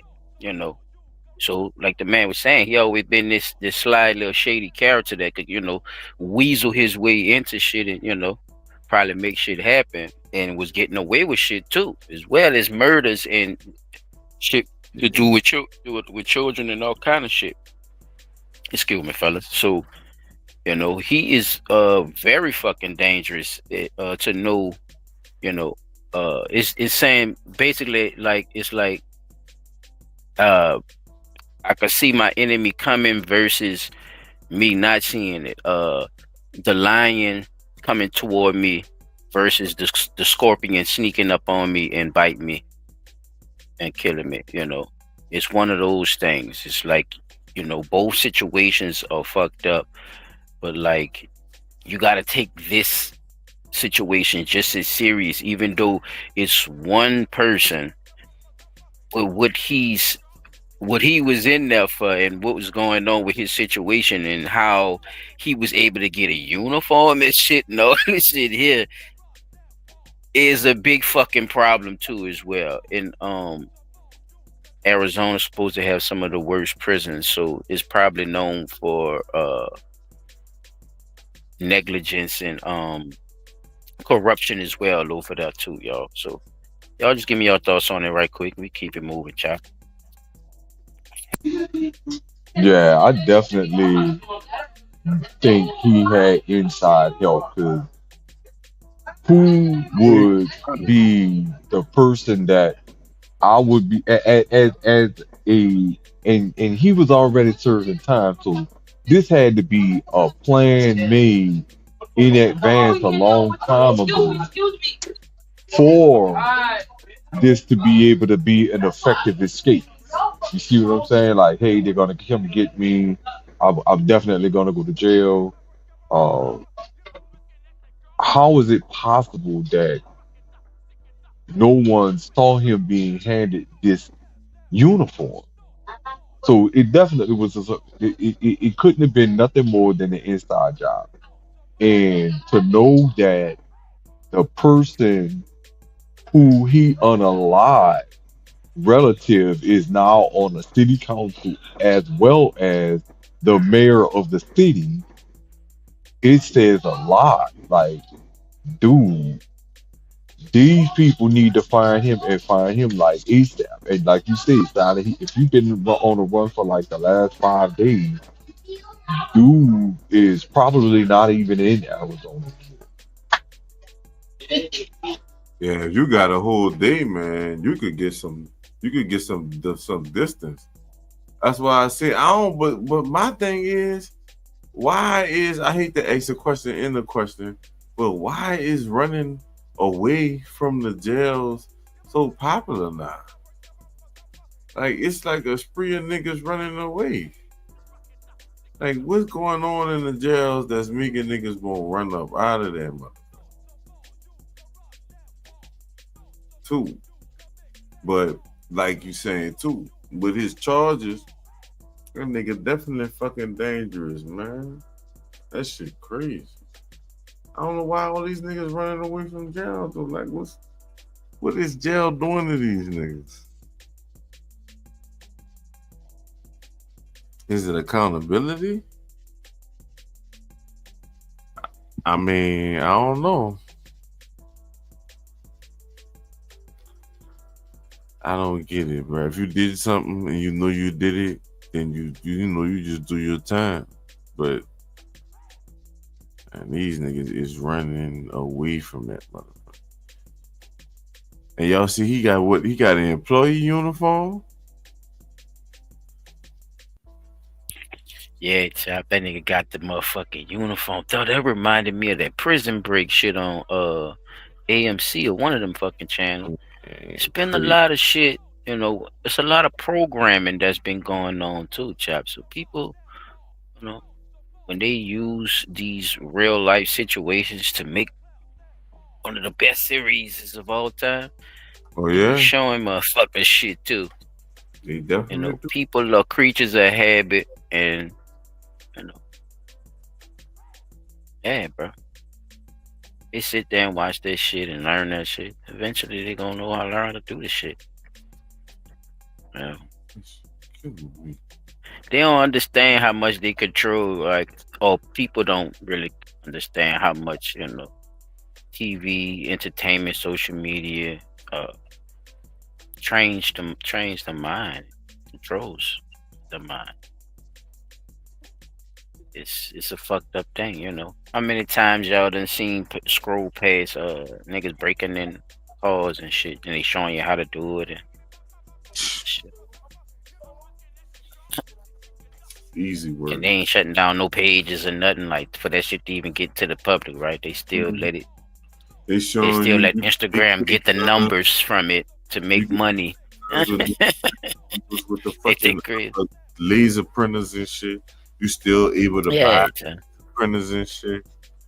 Just anything you still knowing they have control over certain shit, it's like they sell attachments. like why you still like IPs and shit. Like if you know exactly where that shit was posted from, right? Boom. Like how you not stopping that, or how you don't have a robot to stop that automatically, but you know when I'm saying the wrong word and shit.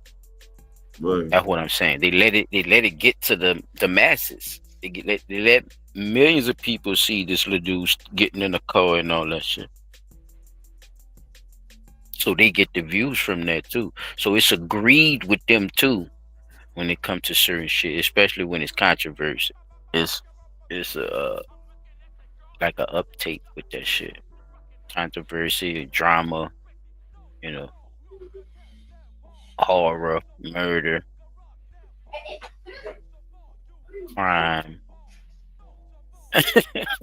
But though, it's just how they use it. You know what I'm saying, and how people, pay attention to shit. And like I said, the creatures of habit. Sometimes you start realizing shit and like, damn, hold up, this shit really is built like that, man. That nigga wasn't lying on that movie. I said, man, come look. Oh, look, somebody that showed it. Yeah, bro, my people used to work for the thing. Look, he not a. So it's motherfuckers talking and that shit. I could go all the way back to movies like Shawshank Redemption. Right. You know what I'm saying? Yeah, man. So just looking at it from that perspective. Somebody cut your grass up there.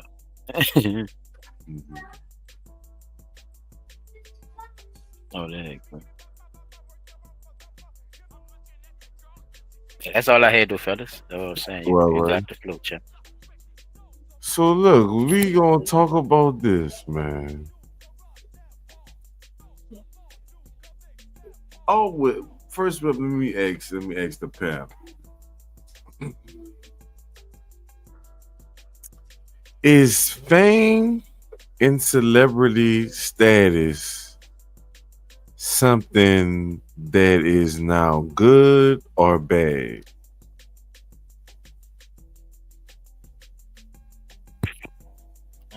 It's always to me been a bad thing by just the concept of it. I think people are more useful, even in an entertainment standpoint. Right. I think it's a weird cultish type of feel, and I think they do that on purpose for separation too, chop. I think it's a part of dividing people, dog, for whatever that is, or keeping people in these bubbles for whatever that is. You know what I'm saying? What you got, P? Fame. Oh, Yeah, you ain't. fame and celebrity is a fucked up thing. No, that was a. Right. What you got, P? For me, fame and celebrity, like when I was talking with y'all about this the other night, I'd rather be unknown but be wealthy, right? Like, like I said, there's plenty of a lot of people that's wealthy in the world that we don't even know nothing about because they choose to stay out of the spotlight. And every now and again, yeah, I like to be known, but I like to be known only to my folks, my family, like show up looking good, stuff like that, but not for everybody. Like, okay. I can't do that. Like, I got you. So look, I don't like being in the spotlight like that. All right, I think everybody understand exactly what you're saying right now. Am I right, Silent? Oh yeah. Y'all know the time. I get your point, P. For me, when I first heard of it, I would always think that it was associated with the best. So I would always hate the famous people because it's like just because you famous don't mean that you the most talented or whatever. So as you get older, you find out that fame ain't really even got nothing to do with talent. Like, it's just, well, as I got older, I find that it had nothing to do with talent, and it had a lot to do with money. You know what I'm saying? And well, more to do with money than it had to do with fucking talent. Actual talent, yeah. You know what I'm saying? So for me, it was always like them niggas just was able to get them eyes on them, and other niggas couldn't on some shit versus who was really the most talented. But then I started seeing the talented people get the eyes, and niggas, less talented niggas, shit on the talented niggas, and just because they got more status, they'll win, you know, on some shit like. So that's like my my whole thing with it. But then you do have we gonna silently gonna go into the celebrities and stuff of it, but I won't open it up with this video of this man talking about the bully and the things that you gotta do to get in. I knew that was like a left turn for Silent. I don't think he knew I was gonna go that route, but yeah, here we go. Nah, I'm actually excited and surprised at the same time. Now we good. It's a good dispense. Counterfeit like LeBron James, who has that boule logo. Like LeBron James, who has that boule logo tattooed on his chest. When LeBron retires, his number would be called 2. Okay, this is how the deep state, he thinks that he's just going to retire, and that's why he doesn't want to retire. You know the former NBA player Dwayne Wade? Correct. His son Zion is now called Zion. Okay, this is how these people within the system, to go to the next level, you have to sacrifice something. This goes back thousands of years during the time of the pharaohs. If a man wanted to have access to Pharaoh, he had to sleep with the male magician. If a woman wanted to have access to Pharaoh, she had to sleep with the female magician.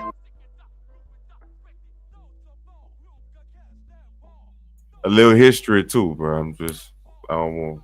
Yeah, that was a good. Hold on, it ain't finished. All right. I ain't want everybody to get, you know, but I liked it. When I see it, I knew you was gonna like it though too. If a parent wanted their child to see Pharaoh, that child had to sleep with a male or female magician. Nothing has changed. In the rap industry, to go at a certain level financially, you have to be what we call butt broken. Humiliation. And to your powerful listeners, this goes back into slavery, right? The transatlantic slave trade. Slaves who could not be controlled were sent to the Caribbean, and they were tied down, mostly men.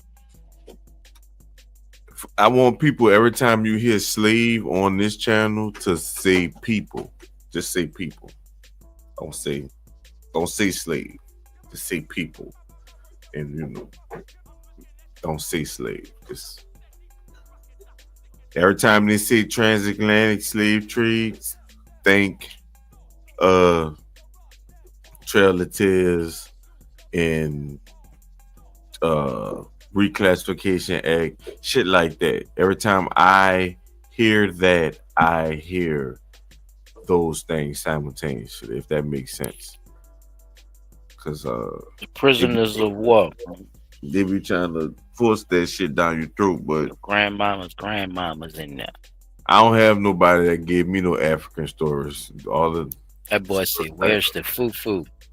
Yeah, I ain't got the foo-foo yet. I still ain't. And I'm pretty sure when and you know what's crazy? I told you they got a foo-foo spot uptown, boy. It is, and I'm gonna let it go. We don't eat that slimy shit like that, though. Don't nobody want no slimy ass okra soup like that. That shit ain't supposed to be that slimy. That's too slimy.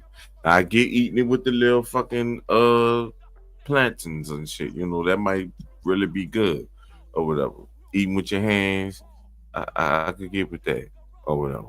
But my grandma ain't never made this shit. And you ain't about to tell me gumbo is that shit because they put okra in it. I'm about to press play. Chest first and molested by a male slave master in front of the other family members and in front of the other slaves. Nothing has changed.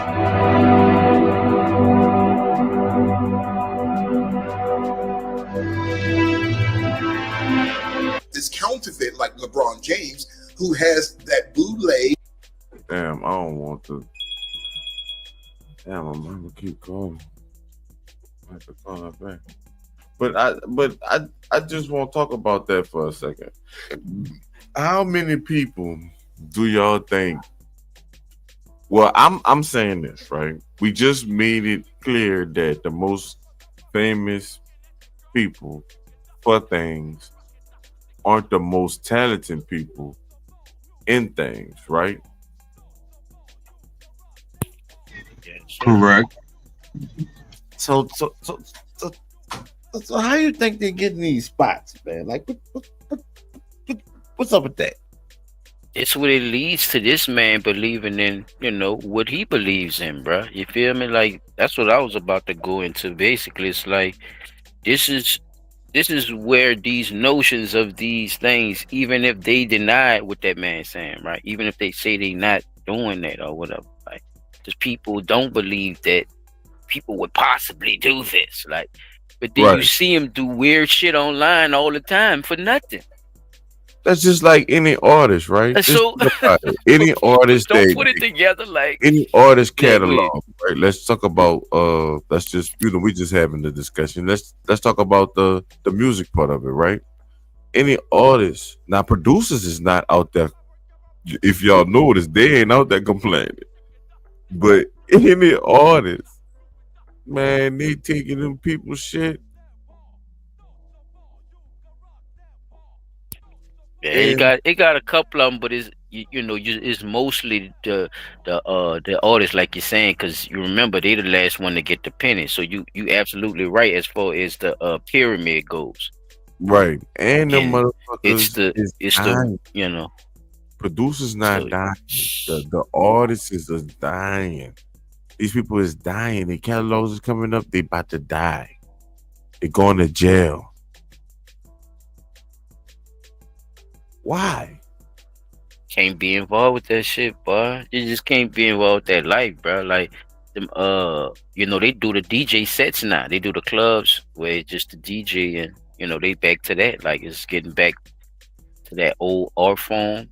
So a lot of DJs are now in the limelight as the artists as well. So that's even more money for you. It's smarter, you know what I'm saying?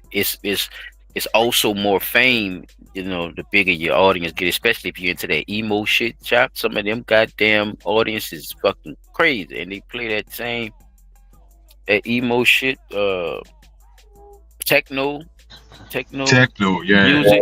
I didn't see people. Man, Goddamn, the mosh pit shit. Y'all didn't seen that before? like them seeing them too, like they be doing, it's Man, son, it's a lot that come with it, Ron. So they do I the think most. that's the I main ain't thing never too. seen nobody Yeah, do it's all that like that, son.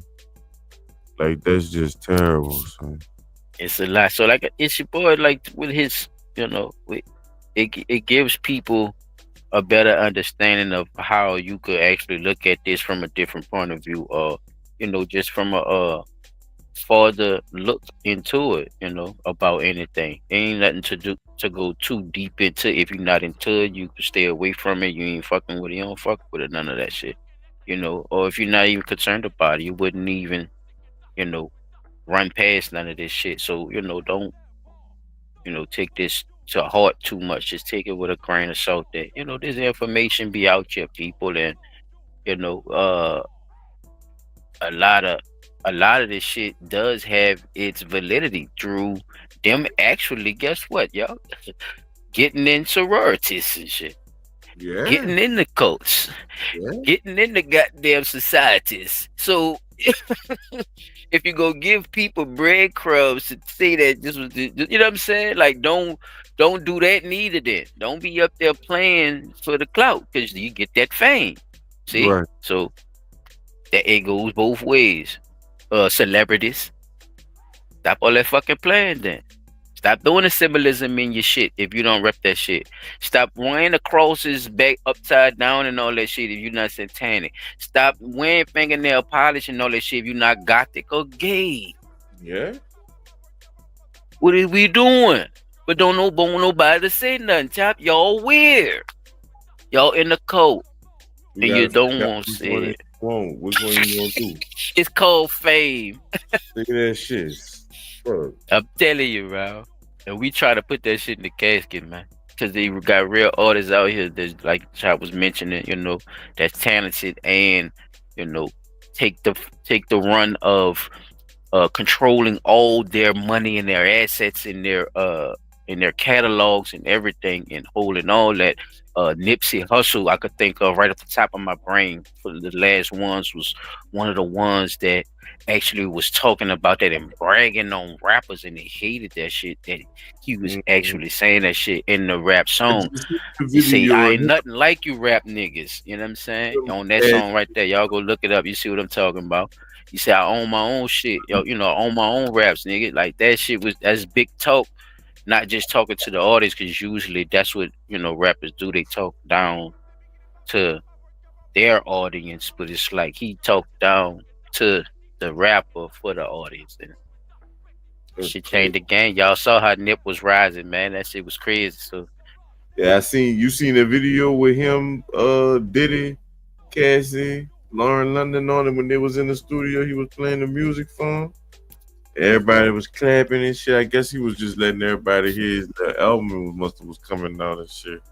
But that boy Diddy wasn't clapping at all. That nigga act like he was mad as hell. Shit. I don't know. He wanted to It's talk to Lauren probably because he really was mad. Shit. But think about it. If that man was set to do what he said he was gonna do, then he wouldn't have needed to be around no record producers no more, because he'd have had all his own in-house shit. he was. Yeah, they made it. Yeah, and a nigga like him, I get what you said, P. A nigga like him, that would make it mad, because that's his whole job, is to get artists and make money off of them. Right. Damn, I wish I'd have had this nigga Nip. Damn, this nigga about to blow up. This nigga already know all his businesses. Damn. Yeah, that nigga was sitting there mad, child. That nigga was burnt up. He couldn't Biggie him. He couldn't Craig Mack him. Couldn't do none of Damn, that. this motherfucker. Damn, this light-skinned motherfucker. The only way you gonna Peter be saying that weird shit. The only way you gonna fit him is if you take him out. And that's how that. And ain't that the that should be the furthest thing from somebody's mind to do something like that to somebody, just because you don't want them to be more successful or as successful as you are. You see what I'm saying?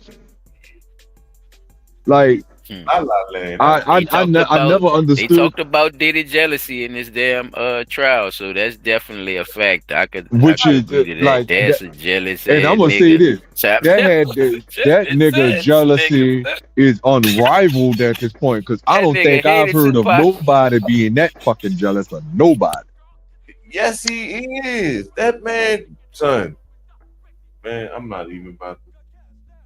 No, listen, I'm saying the level of jealousy that I'm hearing about with Diddy is unrivaled. I've never really heard of anybody being that jealous of where motherfuckers is alleging that you done had not just Tupac, not just Big. You made one of your other artists take a fall for you. You burnt the man car up. Then, not just that, nigga alleging now that you used a man old lady to kill him.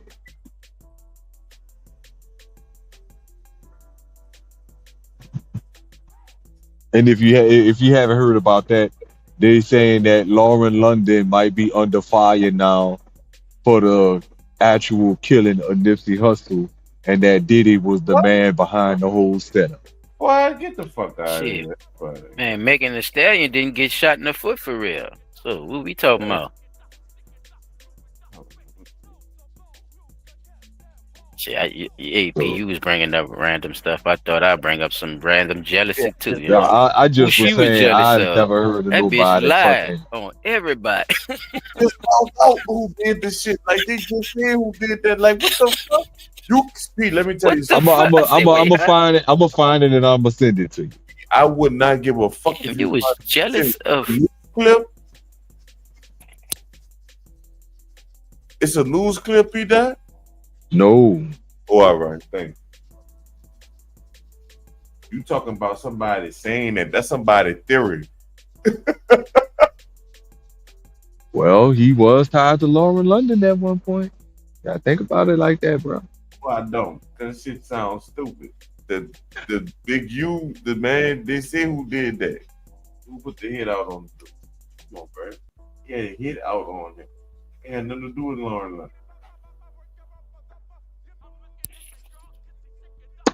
Okay.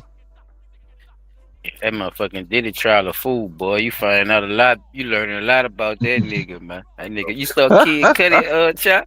That shit was hilarious. Man, I'm telling you, that nigga there, he will believe. He showed the car and everything.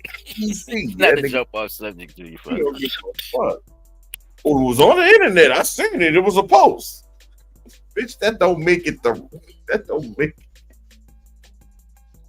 It's just a post. Don't make it the law. See that? How much conspiracy theory have we found now to be conspiracy fact?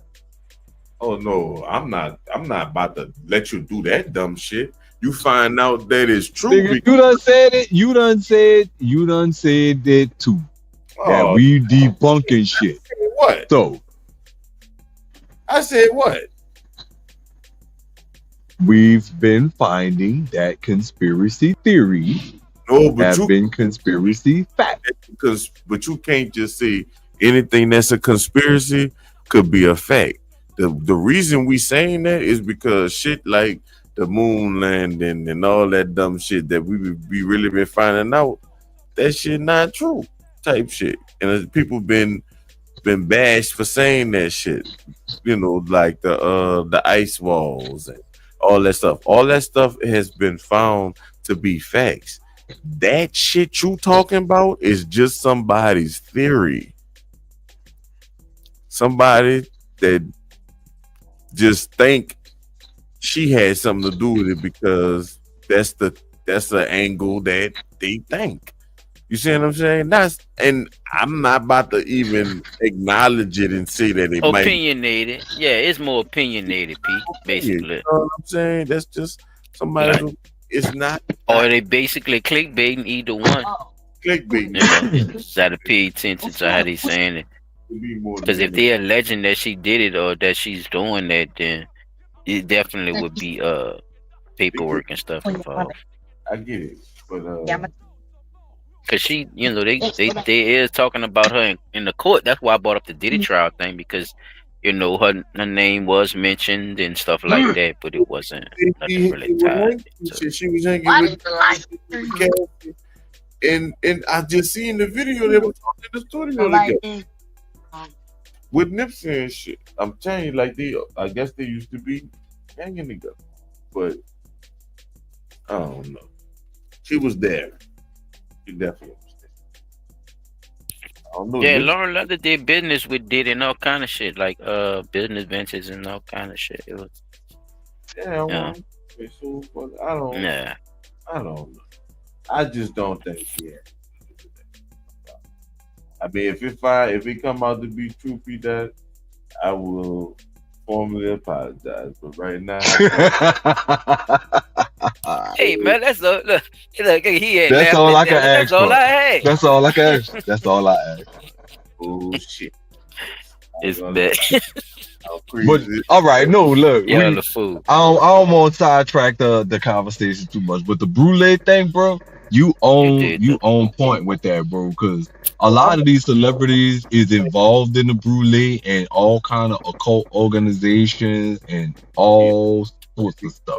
And the best, it couldn't have been nothing more than, and just like at one point, you know, a lot of the stuff with Diddy, you know, going back, not trying to go back to that. It was speculation until people started putting all of the puzzle pieces together and seeing that there's more to what's going on than what's being said, right? So the same thing, just like how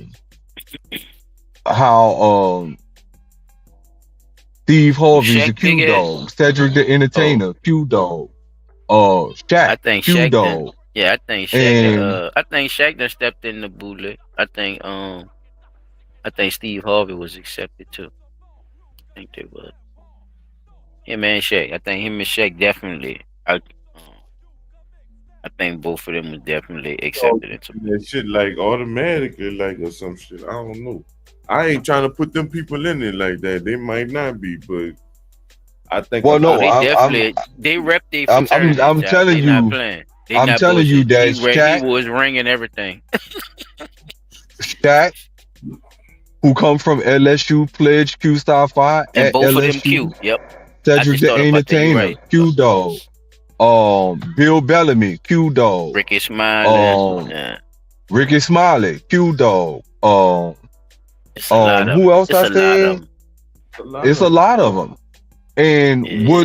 what about the fraternal life is, if I know I could get my brother in a spot, and I know people, and just look at it like that uh Jack, now that I've retired from sports media, I could get into now that I've retired from actual playing sports, I could get into sports media. So now that I'm up here and there's a brother coming up and he's in to media, right? Let's just say media. Mm-hmm. I'm gonna pull him up with me over here where there might have been somebody else much more qualified. I'm still gonna push for this person to get in the spot because I don't that's like my brother. I don't like that you're saying that because that's hearsay. No, I'm Good telling you point. that's how that That's goes, man. That's like fraternity. That's He's saying that's like fraternal life, fraternity man. nepotism. Like they gonna pull their Yeah. brother up first. Like, and All if right. They your gonna pull son, their if brother through up a first. fraternity, 'cause actually some college not college applications, but some job applications, chop, they look for that Ask you. They for ask you, your do you for your are you on your application. Are you a part of a fraternity and shit? You are you can't a part not of a be a part of social a fraternity organization? to get certain Right. jobs. So I think that's what Like a he's lot of them jobs want to referring know, to. have you did any volunteer work? They ask that on applications, and they ask that because 9 times out of 10, within this big conglomerate umbrella of corporations, if somebody sees that you've been in a fraternity and you name the fraternity, they're going to look for people in that that's in that work organization or corporate umbrella, and they're going to match you up with them, and then you're going to get pulled up the ladder little by little by little until you reach a certain point. Once you reach a certain point, then you look for the next candidate to come along. It's just basically you giving people who did the same thing you did with your time a shot, right? You pledged a fraternity, you did social work, you did this, you did that. Okay, well, I'm gonna pull you up the ladder a little bit quicker because you went through the same thing I went through, and you might be in good standing. Da da da da da. Like that's the basis of how the situation, even with the brulee, because remember, even in the brulee, they use Greek lettering, and that's how the fraternities got started, through the brulee. Remember. So it all is basically lining up to say that even in fraternal life, it still deals with the brulee. So even though we don't know I don't know for certain that LeBron James is in any fraternal organizations, but definitely being a member of the brulee, as the young man was saying, would definitely be a reason why he became this big mega star. And notice how, and I'm telling people this, and I say this because I've watched footage But see, of the fame, this man the play fame. That's what fame basketball. come in, P. That's what fame come in, though, right? Right. That's what That fame come that in that because you get we you can't get take pushed away into from fame. him being. Yeah, no, we can't take away from him being this big motherfucker that be dunking on niggas and shit, and did what he did and played how he played and played as well as he played for as how long he been playing, right? If the game wasn't controlled in the way of fame, of him happen to be the face of the league, LeBron James and shit, so they could sell fucking shoes and shit, Peter. You get what I'm saying? So this man could take care of his family and shit. It's the control, and I'm not, I'm not speaking against what you're saying. I'm saying this is where fame come in of what you're speaking on. You see what I'm saying? It's the fame of why you even believe that you have to be in the boule and shit. If you is in that, why you think people well, why you speaking on it right now. The fraternities and them wanting to be in the shit. Because they want a little piece of the fame. They want to get up there. They want status. And sometimes, working hard for it just don't seem like it's working, Right. So they join these situations and and we all get it, you know what I'm saying? We all kind of fight with it in our own way, and still try to maintain who you is as a person, you know what I'm saying? This shit, from the richest to the poorest, like this, that shit not no game, and that's why it's so easy for them to sell it the way they do, because it don't matter if you rich or poor, they could sell fame. That social shit, a motherfucker, man. Yeah. Social construct shit. Ooh, hell, I just matter of fact, one of the guys I think I played one of the guys I was on the football team with, man, he just became the witch doctor of the Zulu organization. And I'm like, never knew, sent the brother congratulations or whatever like that. But I look at that organization too. They have a lot of widespread pull down here in our city. You know what I'm saying? And you would figure that all of the stuff that you hear about and see about going on, that particular organization will come out and say, hey, this is how we feel that we can help better our city, this, that, and the other. But it's mighty it's quiet. Cricket. That's speculation. Now you're getting into speculation. Now, Look, No, I'm not. I'm not, bro. 'Cause I've never seen them do nothing other than a toy drive once a year for Christmas. My last question, and I don't never really seen too much happen. Like once but go ahead, Chad. Go ahead. So Chad. if you get fame, right? Like, say, I mean, that's not the question. The question is, say you overly talented in something, right? And then you do make the money or whatever. How do you stay away from all these other little things and stuff? How you not get tricked up? How you not let them trick you out your money? How you not let them force you to do this, that, and the third to keep your money, basically, versus because they got people that hide and do stuff. I would say somebody like Ryan Leslie who had all that Bitcoin. They tried to they seized this shit, held this shit because or whatever reasons they made reasons up. I don't think that was no true shit, but he wasn't getting along with the get down with fucking fame and shit. Is that something that y'all would consider? And I pass the mic after y'all answer. I'm gonna say the easiest way to, even if you have fame, keep a low profile. Like, it's not many places that, and I saw Steve Harvey talking about this earlier in the clip. He was like, as a celebrity, you don't get to do much or nothing.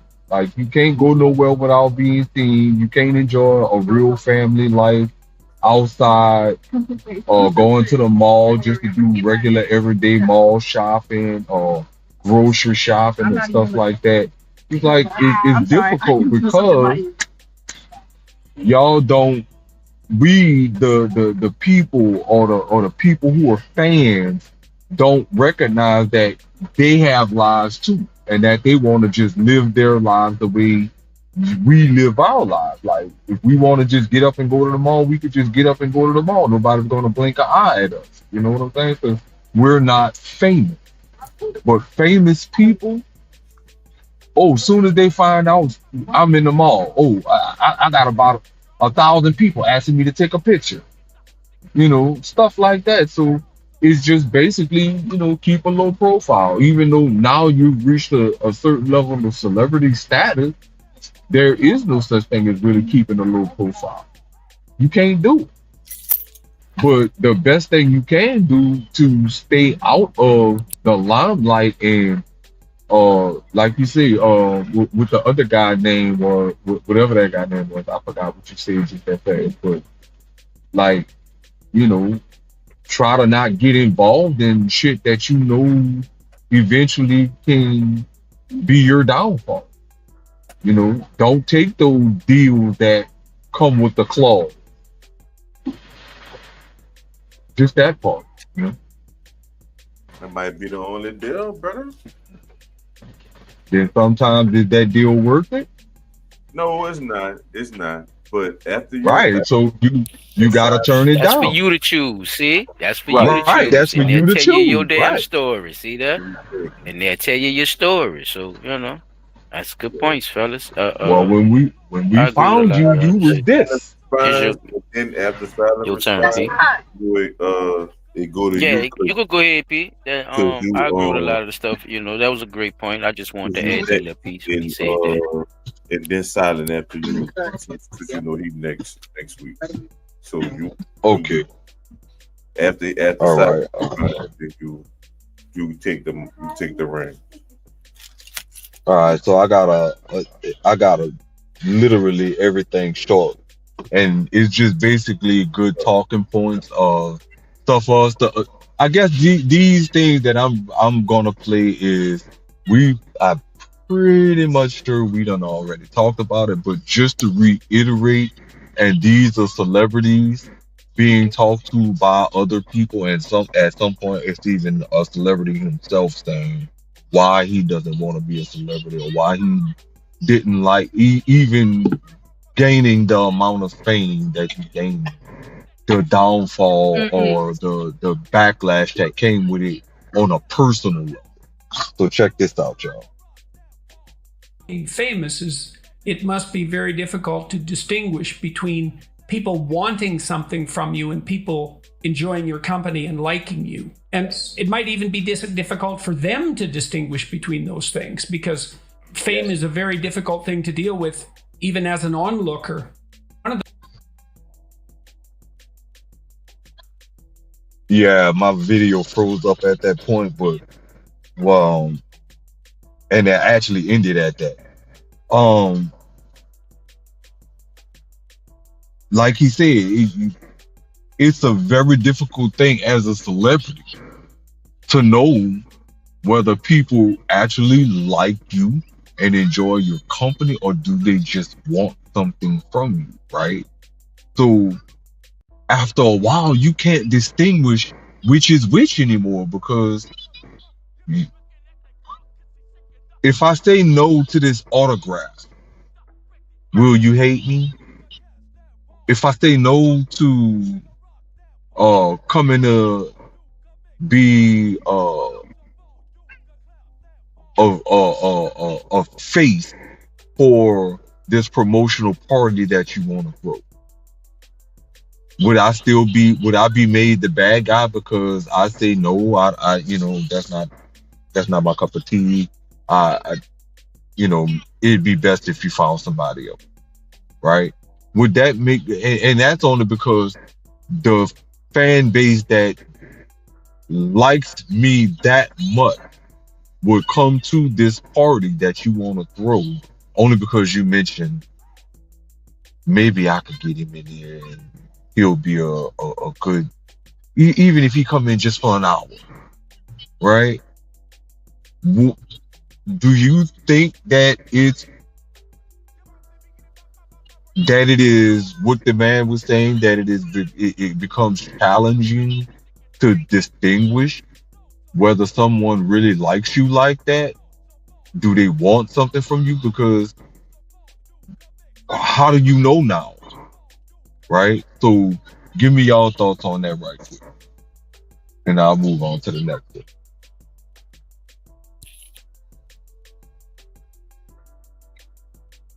What the question was, Pete?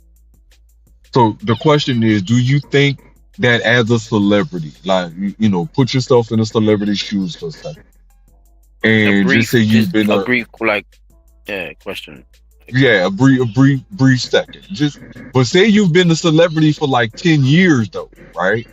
And you've met people here and there. Do you think it would be hard to distinguish the difference between them actually liking you as a person or them liking you as a celebrity and that they want something from you? Do you think it gets Yeah, kind of especially if challenging? you tussling. Yes, it is. It's very. It should be very challenging. A lot of them talk about it. If they not, talking about it, they struggle with that. Them, also taking on, the celebrity, and the fame is a part of the celebrity. Mhm. With fame, you become a celebrity. That's it. You just so happen to make money, but fame is the real shit that makes you who you are.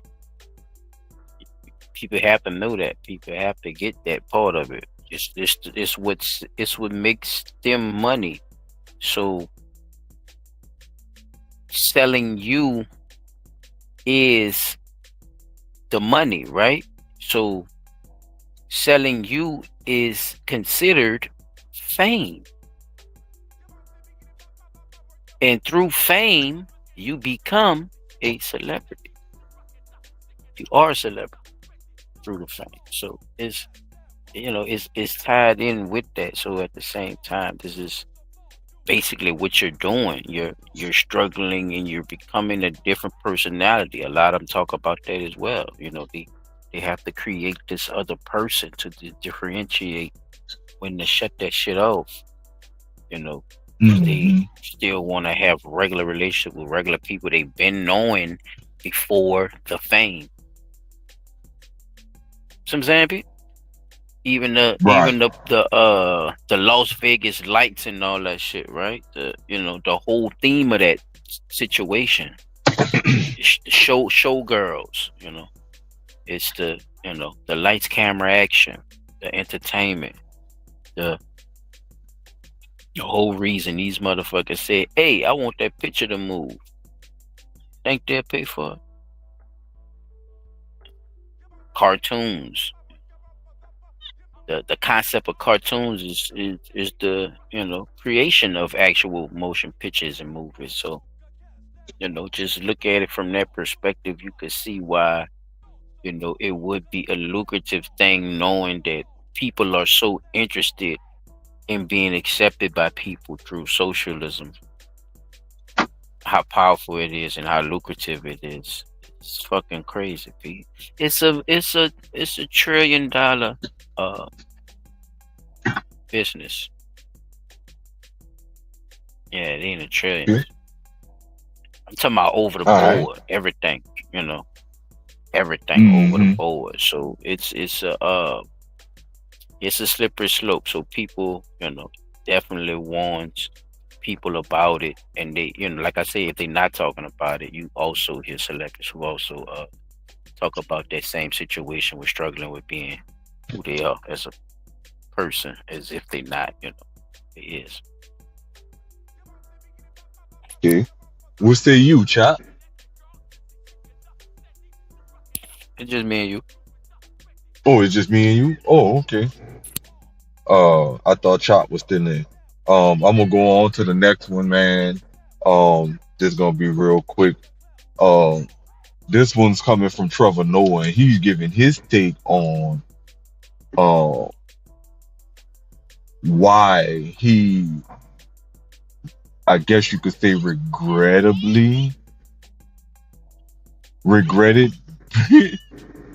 regretted. He regretted being a celebrity after a while, and I think this is like one of the another good explanation. And these are all, like I said, coming from different places, different people. So it's kind of giving an insight on different levels of why nobody wants to be famous anymore. You know, and this is from their perspective. I'm unlucky that a part of my job comes with fame. I don't like that part of my job. Why? Because I don't need it, nor do I want it. What's the cost of it? The curse? Oh, I mean, I'm sure you're starting to experience this in many ways in your life. People will never appreciate the beauty and the tranquility that comes with anonymity, the ability to write your story whenever you meet someone. When you meet a stranger, let's say you're at a bar, at a restaurant, in a train station, wherever, you can look at somebody and you can say, hello, my name is, and you can tell them who you are.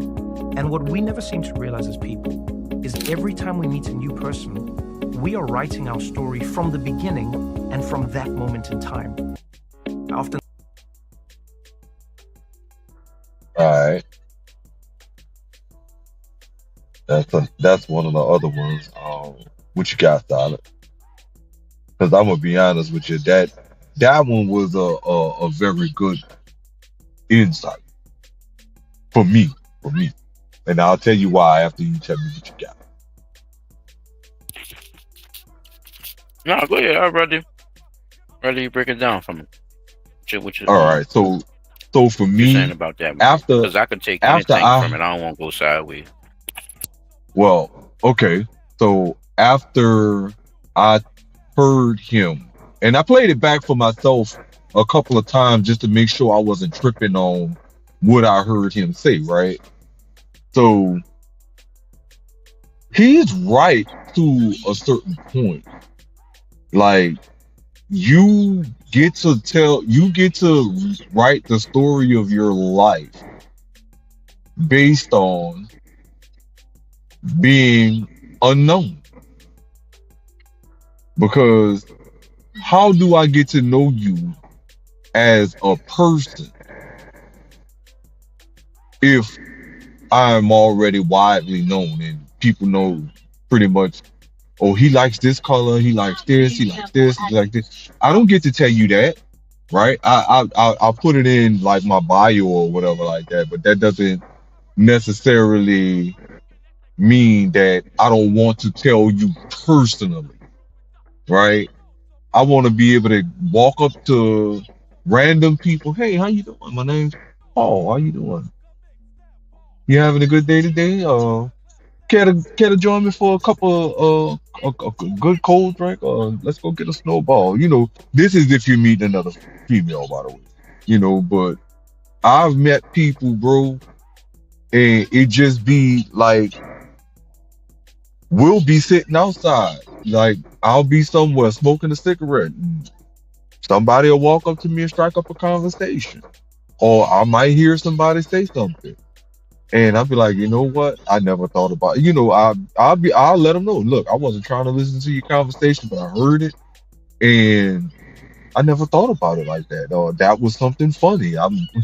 You know, what made you think of that line? Is like, you get to write your own story and you're not known to the next person. And then even if you've gotten to know them within that brief little moment of time, that is the moment to be cherished because you've met somebody new that you never known, versus trying to get into a conversation with somebody who's in the upper echelon of status, and you fumbling and stumbling over yourself because I'm actually sitting here talking to a celebrity, right? And you don't know whether you about to sit here and make a fool of yourself or not, you know, and they don't want to be embarrassed, but neither do you. You know what I'm saying? So it's kind of good when you're unknown, and that's what I was taking away from it when he, you know, said what he was saying about anonymity and being able to write your own story. You know, that's the part that I took away from it, and that's why I say it. You know, when now looking at what they're saying about why they didn't want to even though what they were doing was going to lead them to that level, once they got it, it was like, I didn't really want this. I didn't really want this. And so it was something about being a celebrity that changed them to say, you know what, I can't deal with being a celebrity. Yeah, I'd rather leave entertainment industry all the way alone and just go find something else to fucking do. You know, I'd have made enough money, I'd have made enough investments, I got enough money to last me the rest of my life because my money's making money now. So I could walk away from this. But I'm still gonna have that celebrity status over my head now because I've reached a certain level. But that's all I had for that one. Like, what you got? Oh,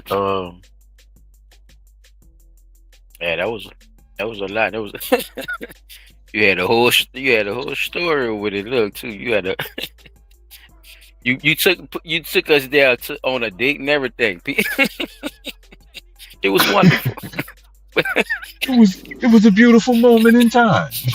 No, you like we just went in the time machine right quick of fame and people being celebrities and shit. But you know, like I mean, he does have a point with that. You know, like I said, from his perspective of being a celebrity, right?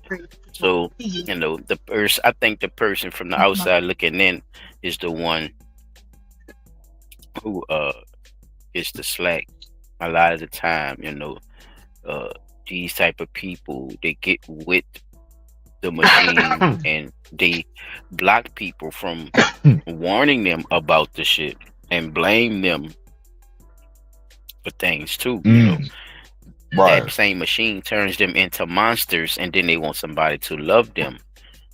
You know, and that shit don't work like that. You know, some people feel different about that, and this creates an atmosphere of what they would use today, toxicity.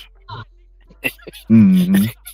This create an atmosphere of fucking toxicity, and yeah, man, you start having what corruption, sexual SAs, you know, this one's and these over here, and them right there, and parties and shit, you know. So that trafficking, and then you're doing all kind of shit. You see what I'm saying? Like it just causes a lot of fuck shit when you not doing shit the right way, or at least by the book, or at least fairly, Pete. You can't even treat people fairly because you won't be, you know, in this one and that one. You know your little partner, he in the fraternity, but you know this nigga be hitting on women and shit. So you still let him be around the, you know, the strippers doing security. Man, come on, man. No, this nigga can't keep his hand to himself. It's just shit like that y'all was speaking on earlier too. That fucked me up when, you know, celebrities want to also have this normalcy, but also want to be known instead of just, you know, making their money. But they know what the job consists of as well. So right, that's the other thing they about have that to too. understand. Yeah, they have. That's why I say they have to understand from, you know, the person's perspective that y'all call a fan.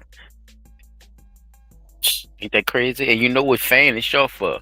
A fanatic. So that's a weird dynamic in itself. Celebrities. So, you know, that would be my point on it.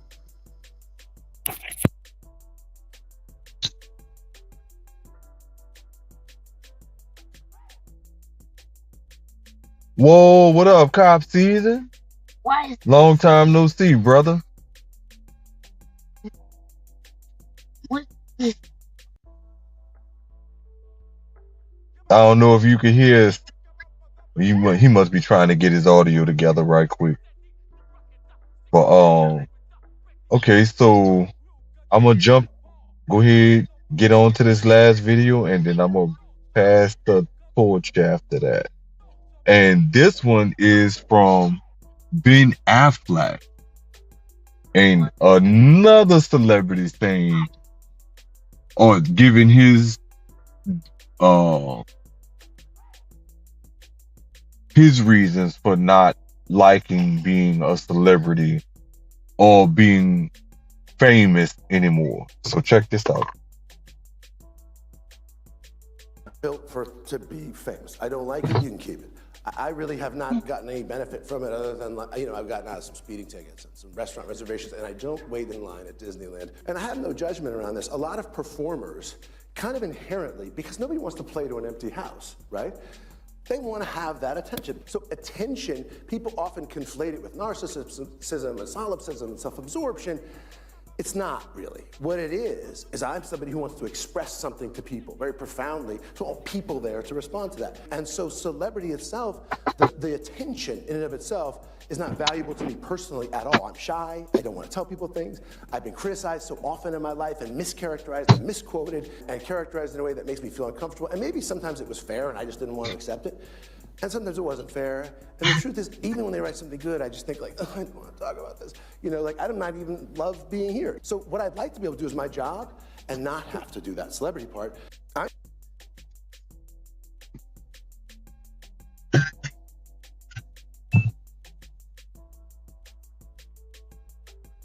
And that's it for the album, man. So he's saying that's pretty much the same thing that Trevor Noah was saying. Like, I just want to be able to do my job. That's my job, to get up here and act the way I act, or play the role that I play, or do the things that I do, because that's what I get paid to do.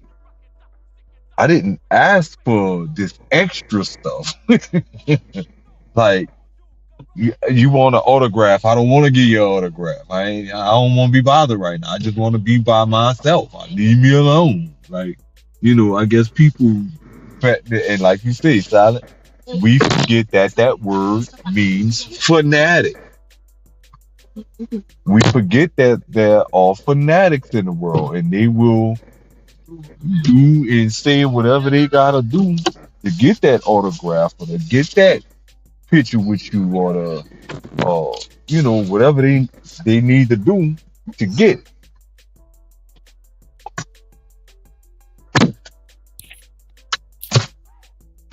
it. All right, let's make it a police officer, right? Since the point is they just want to do their job and they don't want the extra shit, right? Let's say, for instance, you're police and you have to arrest somebody. Is you 100% sure they're just gonna go to jail and get in the car and go to jail? Not at all. No, yeah, you don't know, right? What's your percentage, Shane? What you think? I'm gonna say a good 75% of the time, because that quarter somebody gonna try to run. Okay, oh, that's fair. That's fair. Now think about this being a celebrity, Peter.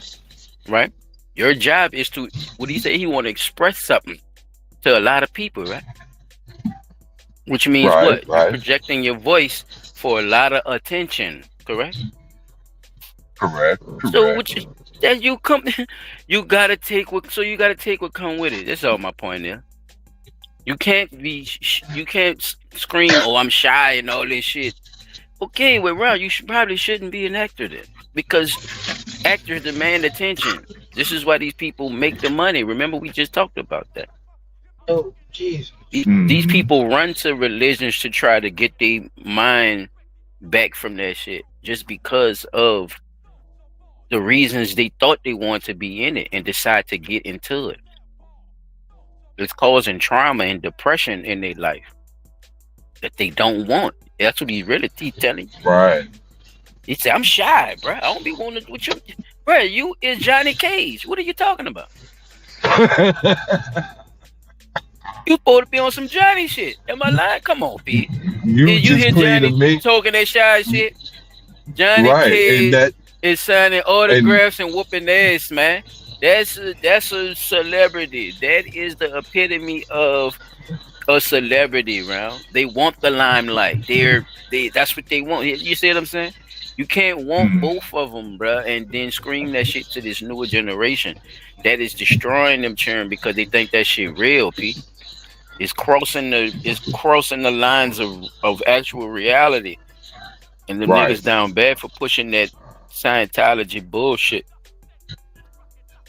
Don't get that shit twisted, man. Ain't nothing wrong with that motherfucker if he gonna tell me he shy and shit. No, you won't be a snobby motherfucker. Just say that. And that's what I told you, that celebrity shit could make you a monster. I said that as well. That shit make you a fucking monster. And what I just told you, your monsters want you to love them. Love me, want me. Yeah, I'm fucked Worship up. me. Yeah, but don't touch me. What the fuck? But I'm weird. All right. Like I said, you can't always blame the people that's on the outside looking in. You know what I'm saying? When they act out. You know, especially celebrities, they won't cry wolf and all that.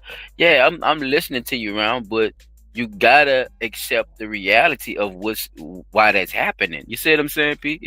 That's your job. You just said it. That's what that come with anything. That's what it don't have to be that major because they are celebrity, as if they get any more attention than anybody else that has to work a job. It's still a job.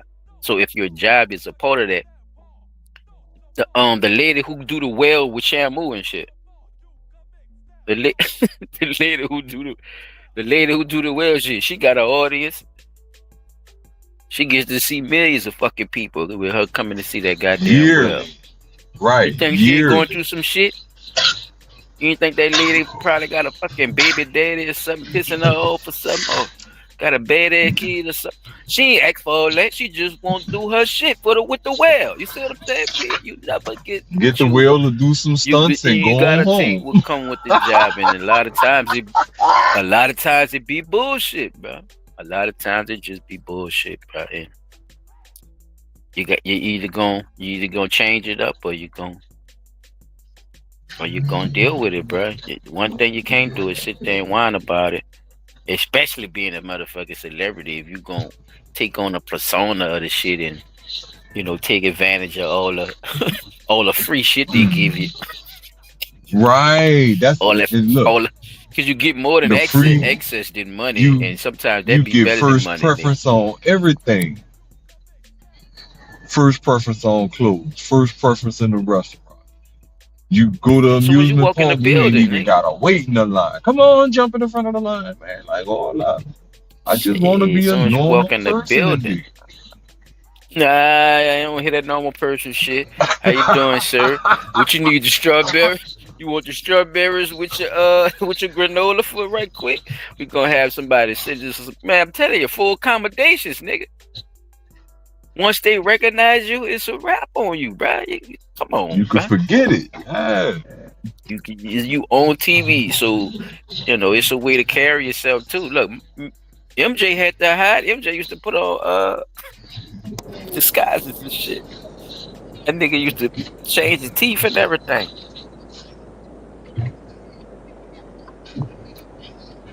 Down. I'm glad you said that, bro. I just thought about my time in the goddamn DMV and ran into a celebrity in the goddamn DMV, and this nigga, and like, we know who you are, dude, because we could have made a big old scene in that bitch. Like, I mean, we could have made a big scene in that motherfucker, but we just looked at him like, okay, you in the DMV, you a regular person, like, and he started squirming around in the seat talking about, no, I'm not him. Nigga, we know exactly who the fuck you are. I wouldn't have said your name if I ain't knew who the fuck you was. And then the people called your goddamn name in the DMV. Fuck. How could it be hard to not know who the fuck people you don't were? be wanting they don't be wanting to talk to people. Okay, but look, that's the thing. A part of it, we wasn't even trying to go that old. That's the thing. We just looked and I nudged my wife like, hey, look, it's Anthony Mackie. You like, The people gotta call your name loud as fucking here anyway, Mr. Mackey. But you don't want us who's sitting right across from you in a corner where nobody else at to identify you as Anthony fucking Mackey. Your real fucking name. Them people gave his ass hell in that DMV that day too. All he was trying to do was register his fucking car in Louisiana. People told him they couldn't do it. He couldn't figure out why. You ain't got the right paperwork on me. But I'm just saying, though, bro. It wasn't like we was looking at him as a fanatic. We like your work, but we not them type of people that's gonna be hooping and hollering and this bitch and jumping up and down talking about, oh look, it's Anthony Mackie. No, man, the fuck. You're just a regular person. Like, all right, how you doing, man? Shit. That's how I Nigga, got that the Captain look. America, man. Ain't nobody call that nigga Captain America in that bitch. Man, that's how I got the picture with what's his name? He seem like he a cool dude, you know what I'm saying? You ain't gotta do too much, man. Delroy A lot of Lindo. them people who more down to earth than you think, you know what I'm saying? They, you know, Right. Man, they just shout don't be out to liking all that Delroy extra Lindo, shit. Get your man. sweaty ass off me, man. Reading and shit, acting crazy and weird because you see me on TV. I think that's the shit they really be talking about, and you know. Yeah, man. overrandom shit. Like, I would be won't careful, touch a yeah, because nigga, that shit get weird, you yeah. talking to me while Stalking I'm and pissing shit, and Peter. I shit. like, you know, got people stalking. That's a different level, nigga.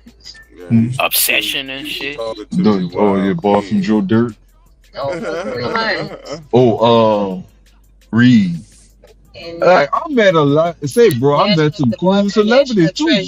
Come to think about it, The little guy from National Treasure. I met the guy from Joe Dirt, right? The Joe Dirt himself. I met him.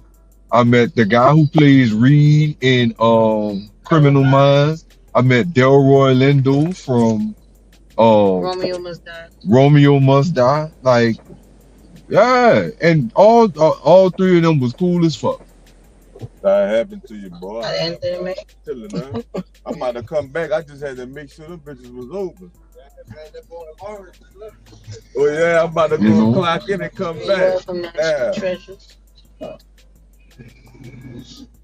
That bitch the spot. That's the spot right there, boy. So and guess what? I didn't really catch on for the guy I met that that played in Criminal Minds.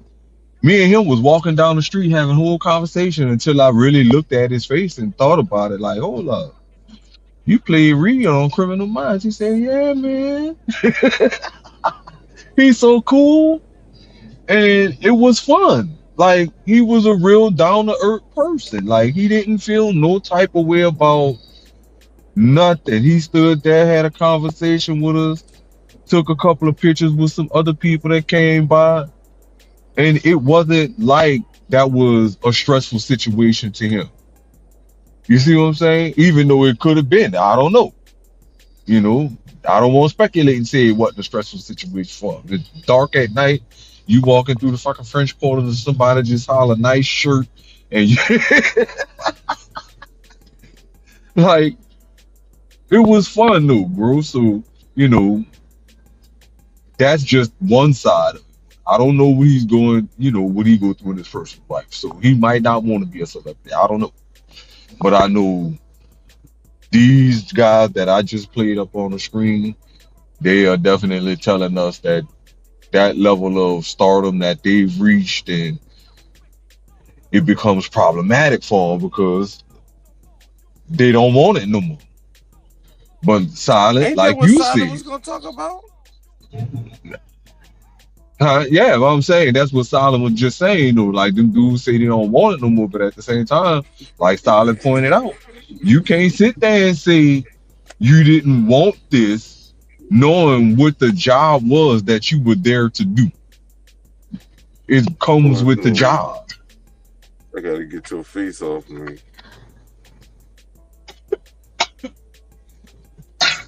As you jumped in late. I was already on, nigga. I wasn't late. The fuck? Or you jumped out and jumped back in, and that's what happened. That's Yeah. that's what happened. Get your face off.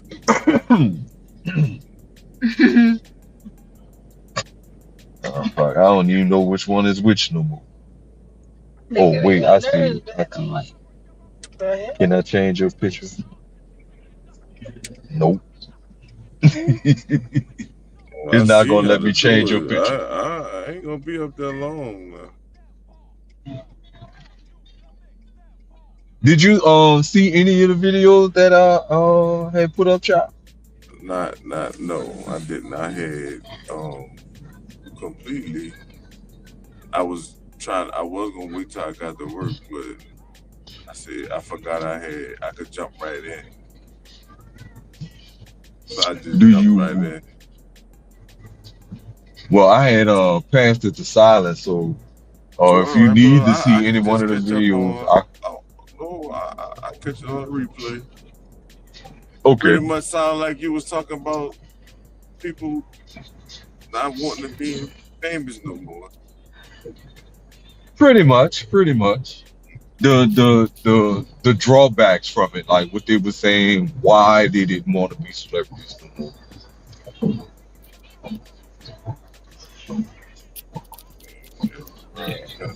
She was saying earlier too. I was bringing up the fame chop too. That was, basically one of my points in with his segment too as well. The fame is this, makes you a celebrity. It's just created through the fame. You don't even get paid like that. It's the money, the fame, and the access and shit that go with that. But I just wanted to show y'all, fellas, we all had great points on what's going on with this. And like you say, the question is why no one wants to be a celebrity anymore. It's because of these fucked up practices that we all talked about tonight, fellas. And I just want to show y'all a good group that we might all know. Chap actually was speaking on some things earlier with that situation. As far as talent goes, and you being good at something or going for the hustle and grind and just getting it from the mud. And I'm talking about going out there and putting a hat down and just doing your routines, that type of hustle and drive and passion for this thing that we calling fame or making music or celebrity or the limelight. Like your boy said, I have something I want to for the artistry, right? I have something I want to present to the world, but I'm shy and all that shit. But y'all ever heard of a group called ABC? Another Bad Creation? Yeah,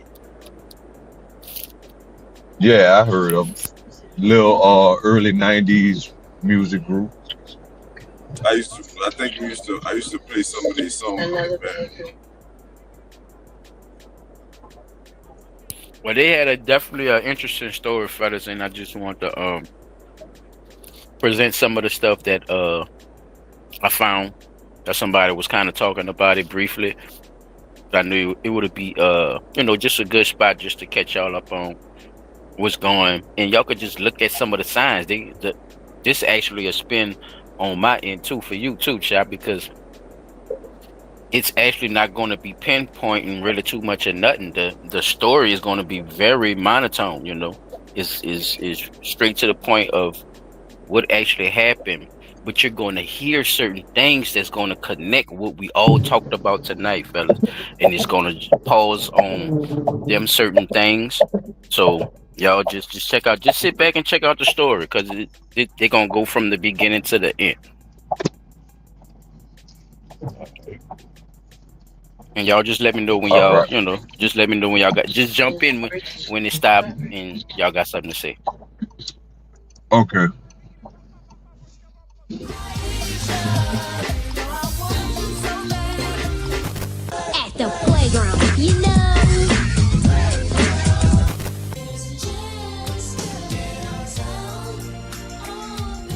didn't make sense to us either, because the majority of the people that we personally knew and had relationships with was like gone.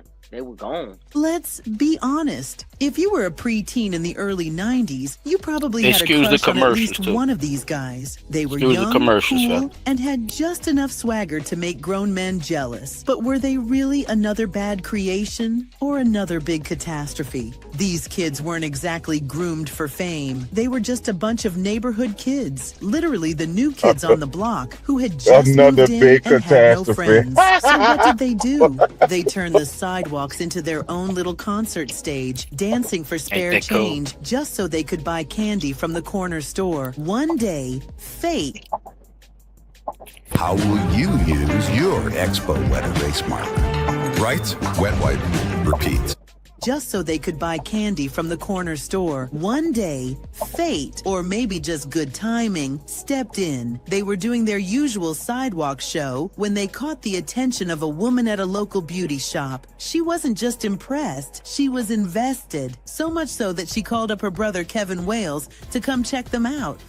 Cute kids. That was Kevin Wales' first thought when he saw them. Now, Kevin wasn't some big shot producer at the time. Nope. He was a 20-year-old Delta Airlines maintenance worker who just happened to be obsessed with the music industry. He dabbled in singing at local clubs, but deep down, he had bigger dreams. So when he saw these kids doing their thing, something clicked. Jackson 5, new edition. The world loves a group of talented, energetic kids. And these boys, they had the moves, the personality, the potential. Wales pulled aside two of them, 5-year-old Dave Shelton and 10-year-old Chris Sellers, and said something that would change their lives. Go get some of your friends. Let's start a group. And just like that, the squad came together. Just imagine it. This random group of neighborhood kids, probably still learning how to tie their shoelaces properly, now being shaped into the next big thing.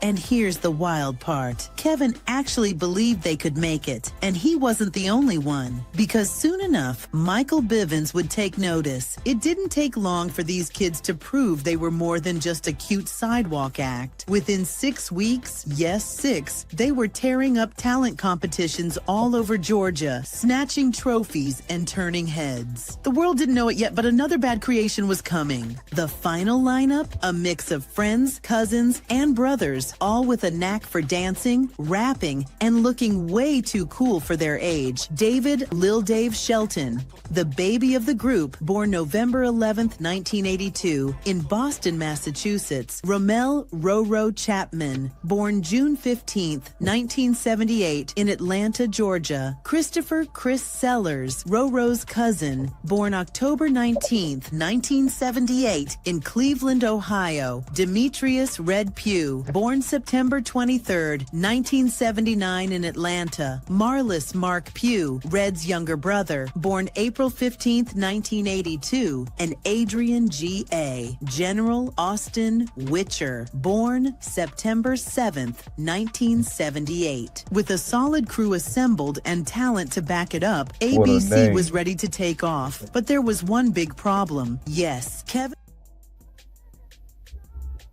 Question to y'all, fellas. Y'all see, blowing up. They made the right connections with the right motherfuckers. Y'all see, it's moving. The train is moving, fellas. What Right. was the big? What do y'all think was the big problem? Just give me y'all theory, because if y'all didn't see this Oh, I before, would y'all definitely, I we don't definitely know. think it was. Well, what y'all think since all this shit was up and I running? definitely Yeah, think it was money because okay. by it being so many of them, splitting it all and everybody getting an even cut is more unlikely than likely. So I think and then ego. the cuts is not as big, period. So it's like, you ain't getting that much money to do the shit either, or whatever. Or the manager or whoever was in charge took the check and the check went to them and them bitches, that, Now we ain't even get that far though into taking anything from them, because remember, they ain't really making no money. They just winning competitions. It's the fame oh now. yeah. So if They it getting if it's just notoriety is between what them, we calling it. Eagle. Yeah, they saying they popping. Look, they saying basically like they getting a name for themselves, but something is the big problem. So yeah, Eagle. what you Gotta think, be Eagle. P-Dot? Okay, you say That's the ego. same What thing. you I say, was the P? first one to say it. That's the first thing I said. Okay, Eagle. let's see. No, look, yeah, look. Now this about to put a whole new dynamic in y'all, because y'all might go like, oh. So let's see what the big problem was, fellas, and just tell me if that changed your perspective after I play the second video.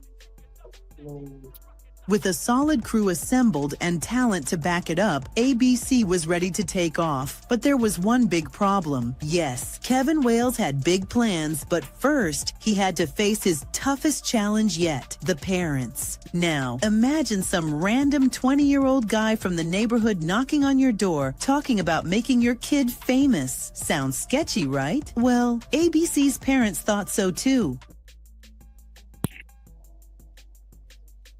I'm gonna let it play, fellas. I just wanted to see, just that for y'all to answer. It was the parents, fellas.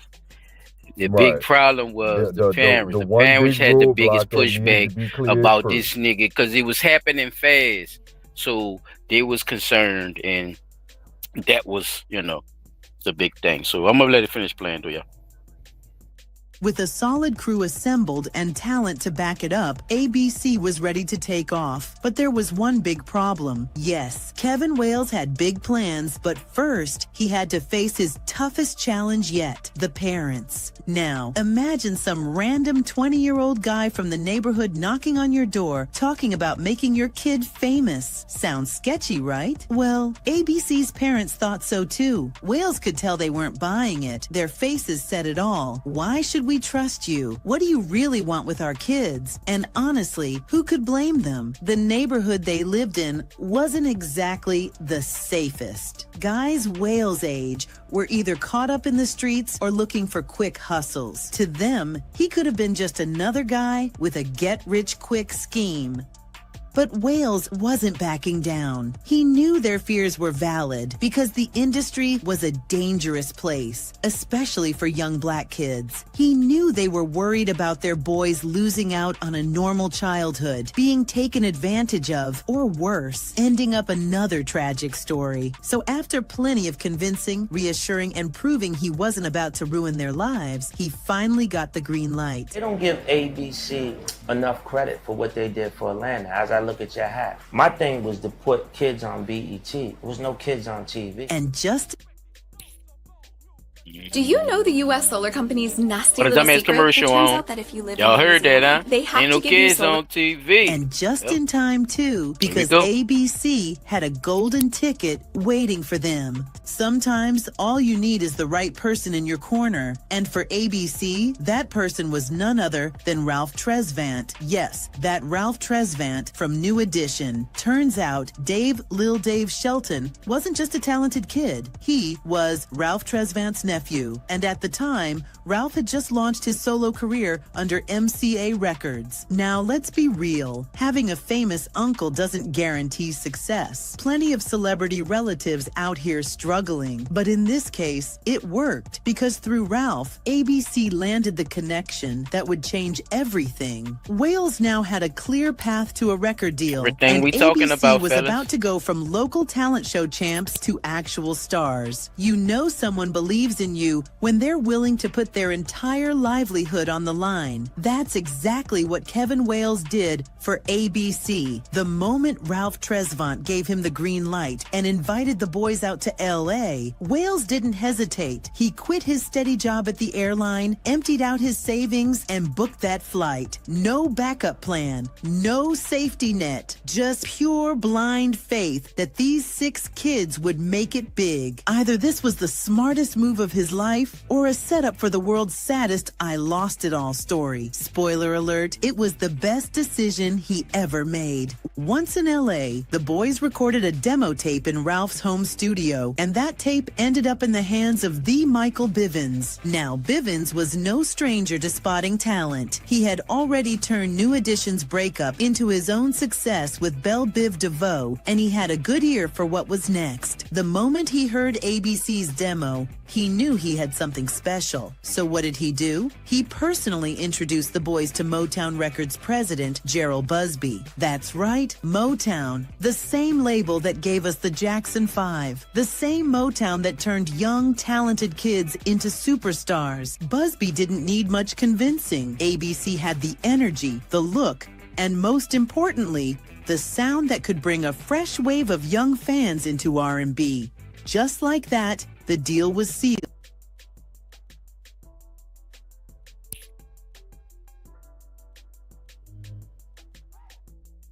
Now, looking at the perspective from them, so as y'all can see, the train is steady moving. You know, they done added on some cuts. He done got some people to talk to some people. Now that we talking about money now, and we know we can make a little money off this, we gonna talk to more people. They could possibly, you know, make us some money. We got these talented little kids, man, and they, you know, they young, as Biggie say, young, fresh, and green. They ready to just dance, rap all motherfucking night. They ready.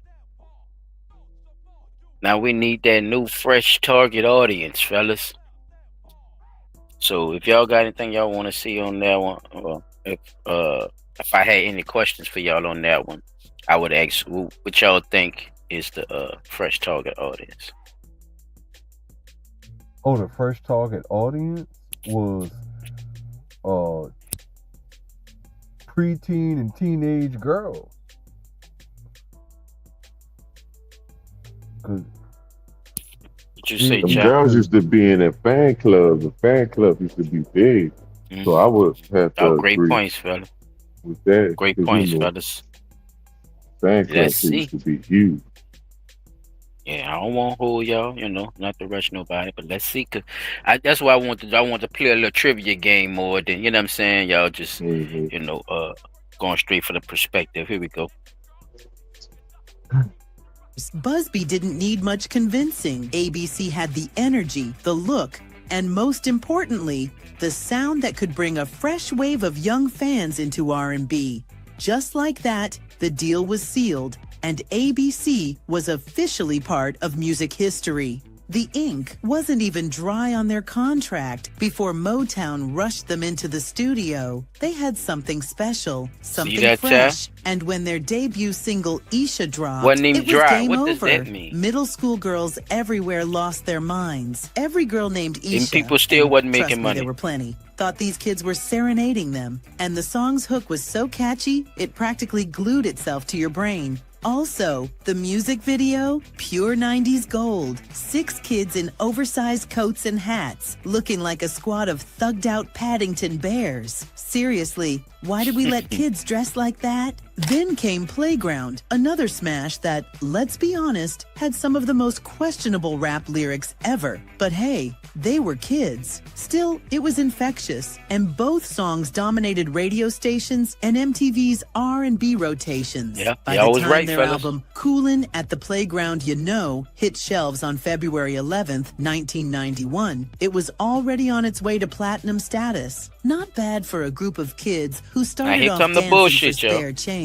Soon enough, these 6 kids weren't just playing in the schoolyard. They were on tour, rocking stages, and living a life most grown-ups could only dream of. Regular school? Please. They had private tutors because fame had them too busy to sit in a classroom. While their friends were learning about countries, they were visiting the countries. In fact, if you tuned into In Living Color on March 3rd, 1991, you'd have seen ABC performing Aisha, with Keenan Ivory Wayans introducing them as the next Jackson 5, New That's the song we Edition, played and at The Douglas, Boys. Aisha. By the end of 1991, ABC was still everywhere. Another bad creation. No, you gotta look up and tell them Okay, another bad creation. Another bad creation. We're talking magazine covers, TV appearances, radio interviews, the whole 9 yards. If you had a pulse and a radio, you knew who these kids were. Their album wasn't just riding on the strength of Aisha and Playground either. Songs like My World and Spider-Man got decent airplay, but if we're being honest, the real hidden gem was their cover of New Edition's Jealous Girl. Now, by today's standards, this song is corny beyond belief, but you have to admit, it's hilarious to hear little boys crooning about heartbreak decades before Taylor Swift. Dogman is streaming exclusively on Peacock.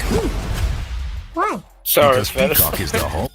About heartbreak My bad, decades yeah. before Taylor Swift built an entire career out of doing the exact same thing. Their undeniable buzz forced radio stations to pay attention. R&B programmers, who usually rolled their eyes at kid acts, had to admit that something was happening here. And once MTV hopped on the bandwagon, the pop market opened up like the gates of heaven. Translation? Once mainstream radio realized that even adults were bumping ABC's Yeah. songs, they knew they had no choice but to put them on rotation. Of course, not everyone was There you go. impressed. Critics had a Adults. lot to say about ABC's actual singing ability. To put it nicely, it wasn't exactly Grammy-winning material, but the young fans, they didn't care. For the little girls who were obsessed with ABC, it wasn't about vocal talent. It was about the vibe, the style, the attitude. These kids weren't just performers. They were crush material. And that's exactly how Kevin Wales saw it too. He understood. So, y'all were right, fellas. So, y'all see how this is wrapping up to y'all conversations and y'all segments as well, right? Right. Mm-hmm. Y'all, so I'm just showing y'all this is one band that could have possibly been one of the best R&B bands at one time. You know, the stuff that they give other people credit for now are the ideas that were put on these little dudes first, just by their hard work and shit, y'all. They just told you that Right. Taylor Swift is doing the shit that these little dudes was doing back then. Coincidence? Oh, I'm finding out how this think shit not. working, and you know what I'm saying, yo. So the money game plus the the control situation too is diabolical, man. So I'm gonna keep it moving if none of y'all ain't got nothing to say on that. All right, let's roll. They didn't care. For the little girls who were obsessed with ABC, it wasn't about vocal talent. It was about the vibe, the style, the attitude. These kids weren't just performers. They were crush material. And that's exactly how Kevin Wales saw it too. He understood that. Hold up. My bad, y'all. One thing before, but look what they just to add on. Look what they do with it, though, knowing that it could possibly be something, good or something that you can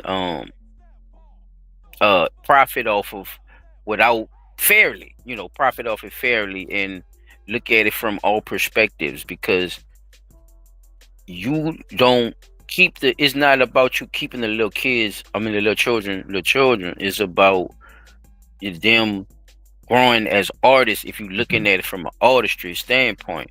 But they not doing that. So what they do is they know shit like sex and shit sells, fellas.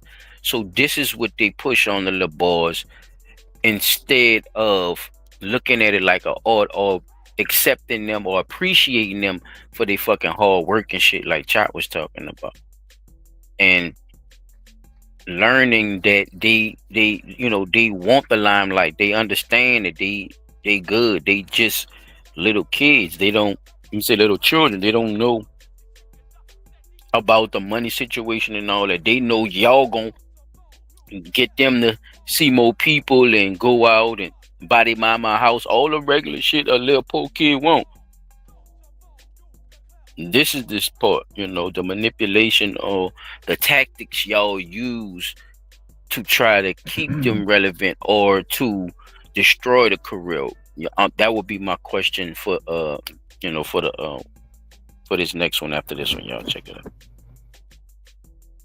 They didn't care. For the little girls who were obsessed with ABC, it wasn't about vocal talent. It was about the vibe, the style, the attitude. These kids weren't just performers. They were crush material. And that's exactly how Kevin Wales saw it too. He understood that for girls aged 7, 8, and 9, ABC was everything. Looking back, it's wild to think about. A group of literal children being pushed as sex symbols. That's the kind of thing that would never fly today. But in the early 1990s, nobody batted an eye. Now let's talk about one of the funniest and most unnecessary rap beefs of all time. Because yes, even preteen rappers had smoke back in the day. ABC somehow got into a ridiculous feud with Criss Cross, the only other group of miniature rappers wearing their clothes 2 sizes too big. And Criss Cross fired the first shot. At the beginning of their still legendary hit, Jump, Mac Daddy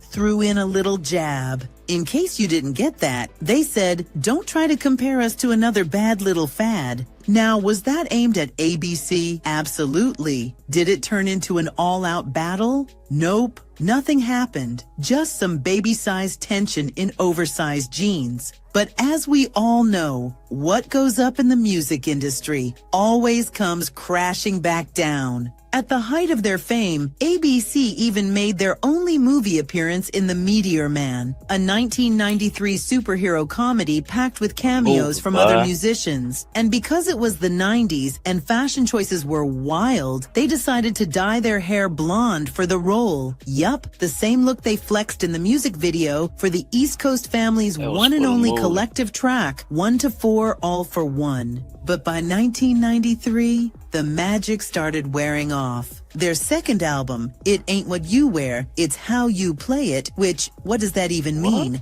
Dropped, but things weren't the same. Overexposure hit them hard. The new singles, I Don't Wanna Be Grown Up and Where's Your Little Sister, flopped. The excitement just wasn't there anymore. And let's not ignore the styling. So y'all can kind of see my point. What I'm saying with them, where they was going with them young men's career, fellas. Did y'all see that bullshit? And another thing in the beginning, it's like, how the fuck,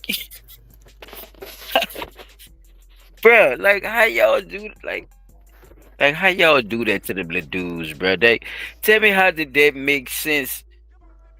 Profitable, unless it was like some get rich quick shit. Like how did you think that was long term? I don't know, y'all. Just if y'all got anything to say on that, let me ask y'all a question. What y'all think about them? Like I said in the beginning, pushing the sex symbol shit on them little dudes like that. You think that was the right time, or you think that was the best way to go, or So. No, I don't think it was the best way to go.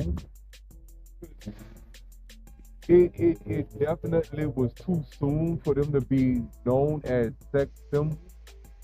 But I could say that they were up and coming pop icons. You see what I'm saying? Like, if you were gonna treat it like that.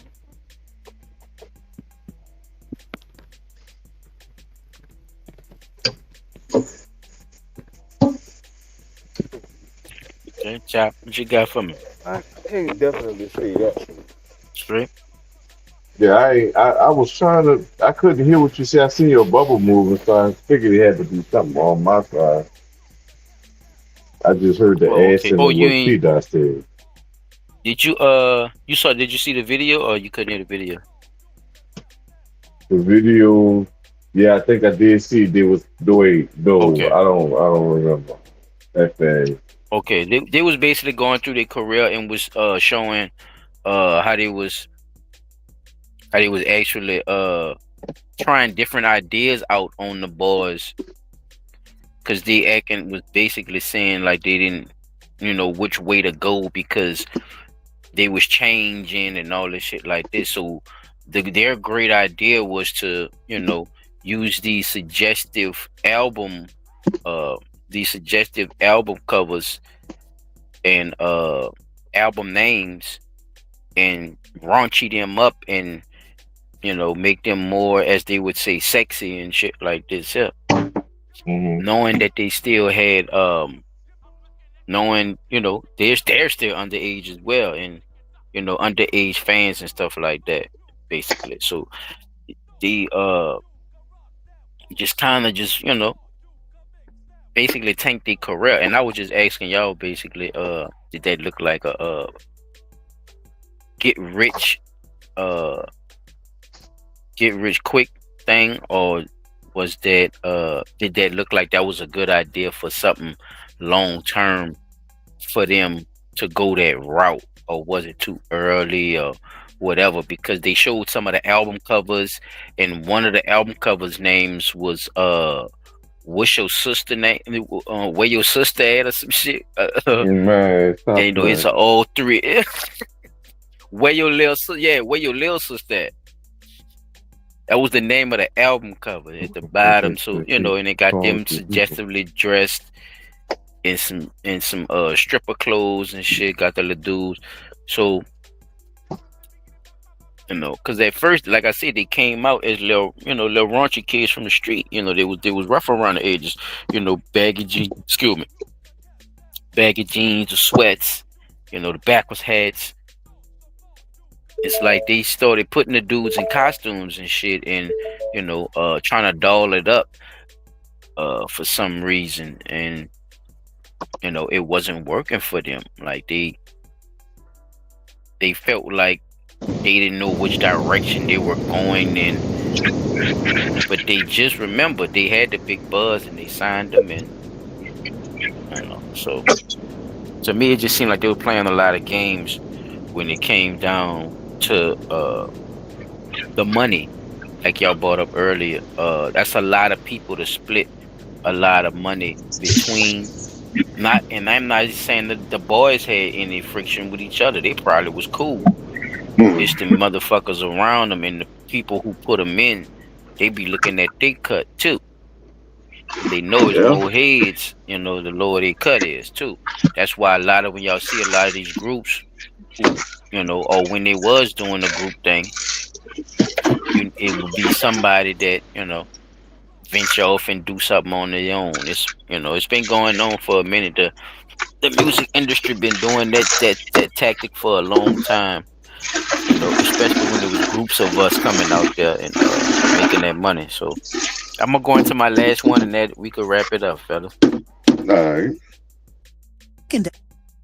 Album, It Ain't What You Wear, It's How You Play It, which, what does that even mean? Dropped, but things weren't the same. Overexposure hit them hard. The new singles, I Don't Want to Be Grown Up and Where's Your Little Sister, flopped. The excitement just wasn't there anymore. And let's not ignore the styling choices. For some bizarre reason, Michael Bivins had them dressing like Native American strippers. Why? No one knows.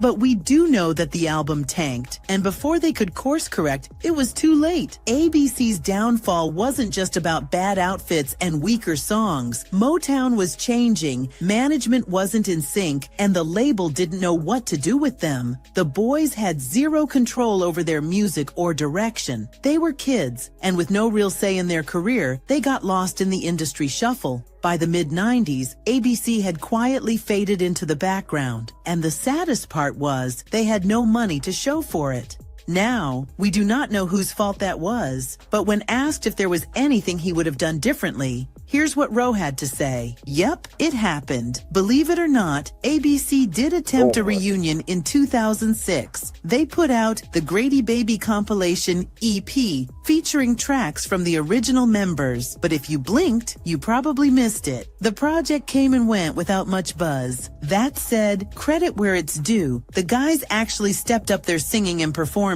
They were older, more polished, and had clearly grown as artists. But unfortunately, the industry had moved on. So, what's ABC up to now? In 2006, The The group industry launched their moved own on. business venture, Another Bad Creation Live. They've dabbled in I don't know why they mentoring, showing Jodeci, y'all. entertainment, and even filmmaking, using their story to educate and inspire. And of course, they're living their lives, working, raising families, and occasionally performing together. Lil Dave is now 44 years old, Roro 48, Chris 48, Red 49, Mark 44, and GA 48 years old. The net worth remains unpublished. ABC may not be running the charts anymore, but they'll always have a place in pop culture history because whether you loved them, hated them, or just laughed at their over-the-top fashion choices, you remember them. I've got a Oh, bitch, you remember them. They was a part of my goddamn growing up. And that shit was fucked up. They did them little dudes, man. Like Jay Child said, man, that Aisha, man, they had bands all around it, man. That shit was a staple in the community, man. Them little dudes was icons, like P said earlier too. Like when it came up to them children and shit, man, they used to flock them little dudes, man. I remember that shit. That shit was crazy. I'm talking about them boys was damn near Michael Jackson them status before the Bow Wow shit. That's why Bow Wow was so big. They know how that little kid shit rock. Ever since Michael Jackson, you saw who that nigga went straight to, y'all. Motown. Tell that nigga DeVille we in Philly some fucking well. You hear me? That nigga went straight to when they Detroit. started off. Even the Right. That's Temptations, what I'm like saying. All, They I just was saw about to it. say That's the what I'm same trying thing, to Chop. tell. They went to Man, it's the Motown too. same game, son. There you go. Yeah, bro. Shit, your boy got allegations on his ass now. His fucking name is Smokey Robinson. Yeah, I heard.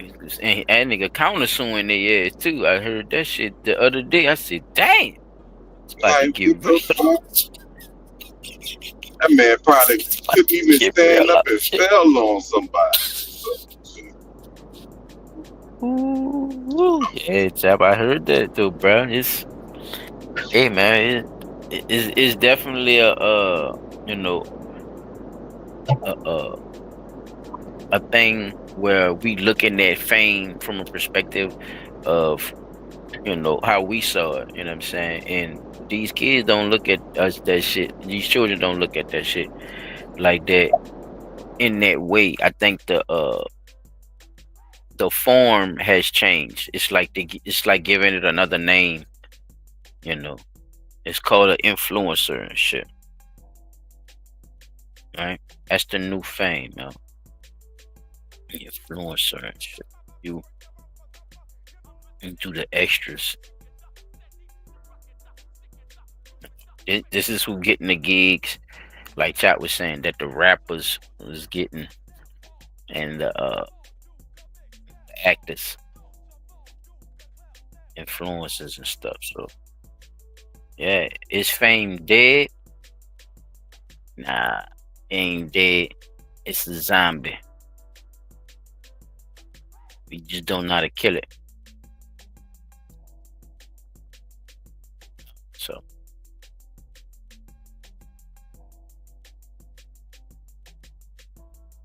they act like they don't want to be a celebrity. They act like they don't want that status. Oh, but they show up though. At the parties, at the concerts, at the venues, at the events, at the luncheons, at the sit downs, the Easter egg hunt. Be showing up though. Yes, indeed. What? I will say this, man. It's a I wrap do on me think though, y'all. it was a Pass good it back start. to right? They had them on a good plan, on a good path. But once I think what could have happened when they thought that management started changing hands and stuff started getting kind of chaotic at Motown. Okay, guys, look, we're gonna put your production on hold, let you guys mature a little bit more, and then we'll find some other avenues of what type of new target audiences we could be hitting up. Because remember, at that time, you had groups like Wu-Tang Clan out that was making rap on stage as a mega group, right? So they probably could have did a little something like that, but not in the sense of rap per se. They could have been making like some love ballads or something after they got a little older, like as a young group. You know what I'm saying? Because their stuff was upbeat, hip, trendy. Okay, but once the trend wear off, now what do you got? You see what I'm saying? So now you got to look for something new. But they went to pushing the envelope with the other stuff that they was doing that didn't really do too well. Cause I'm gonna be honest with you, them last two albums that they mentioned, they was right. It wasn't really all that good like it was in the beginning. But of course, as you get older and you start seeing that, okay, this is not the same type of vibe I was into back then that I want to be in now. You gotta try to change with the times, and they still was trying to keep with that same type of energy, and it just wasn't matching up. So I think the biggest issue became not being relatable, right? And then knowing that shit going on within the company you work for, and then shit going south. Somebody should have put the brakes on it, like I said, and just put them on hold. But you know how that shit go, though, Pete. Like, them children ain't have nothing. Their parents ain't have nothing. They just put all their trust into the people. You know Or what I'm so say saying? not trust. Yeah. They put that, and they let them do whatever decisions they make. They go with it. You know what I'm saying? Even if they're against, it might be 3 parents against it and 5 parents for it, or 4 parents for it. They gonna go with the 4, even though 3 was against it. Just, Yeah, it would Yeah, definitely be up to but you at that point to take that responsibility. You would have to at that point, because I think that was the beginning of, what they were saying in the beginning. That was the Right. problem, because the dude had an idea. He had Mike. He already had Mike lined up to get him seen and everything. Pete. So remember, they Right. was ready. If them niggas ain't had no birth certificates and shit like the white boy. Niggas would have had them a free group. They would have called them niggas whoever the fuck they wanted to, and been off some goddamn well with 6 niggas as cold as some motherfucker. That's all I'm saying. Like, and like he's saying, I think too as well. It's like you gotta think of the process of the parents. Even like, what the fuck, this weirdo ass nigga coming to my house talking about you gonna do something with my kids and shit. I'm glad the parents was at least weirded out by that and was a little cautious with that, because a lot of Right. parents actually force their children to be in that shit. I think that was your point too. So yeah, they do. I think they do force them to be in. Them children don't want to be in that shit. But they see the money in it, or the so-called money in it, and be like, oh no, you gotta take the opportunity. But fuck, you don't be knowing, unless you well versed. it's a prime example for me, y'all. I'm gonna tell you in chat, they ain't got now. Look, you don't even make this much money from this shit. It's all about fame, and it's not even for the person who doing it. It's how cheeky and selfish this shit is with the parents and shit. Check, you know what I fucking hate, my nigga? Them fucking baby pageants. Oh man. yeah. Them baby beauty pageants and shit. You see what I'm saying now? What kind of level you on I've when been you hating that speak shit, on what bro. we speaking on tonight, chop? You see what I'm saying, though? It's crazy. The levels that people will go for recognition and shit, though. They ain't even making no money like that. It ain't even millions of dollars. It's just a little, and it ain't even you.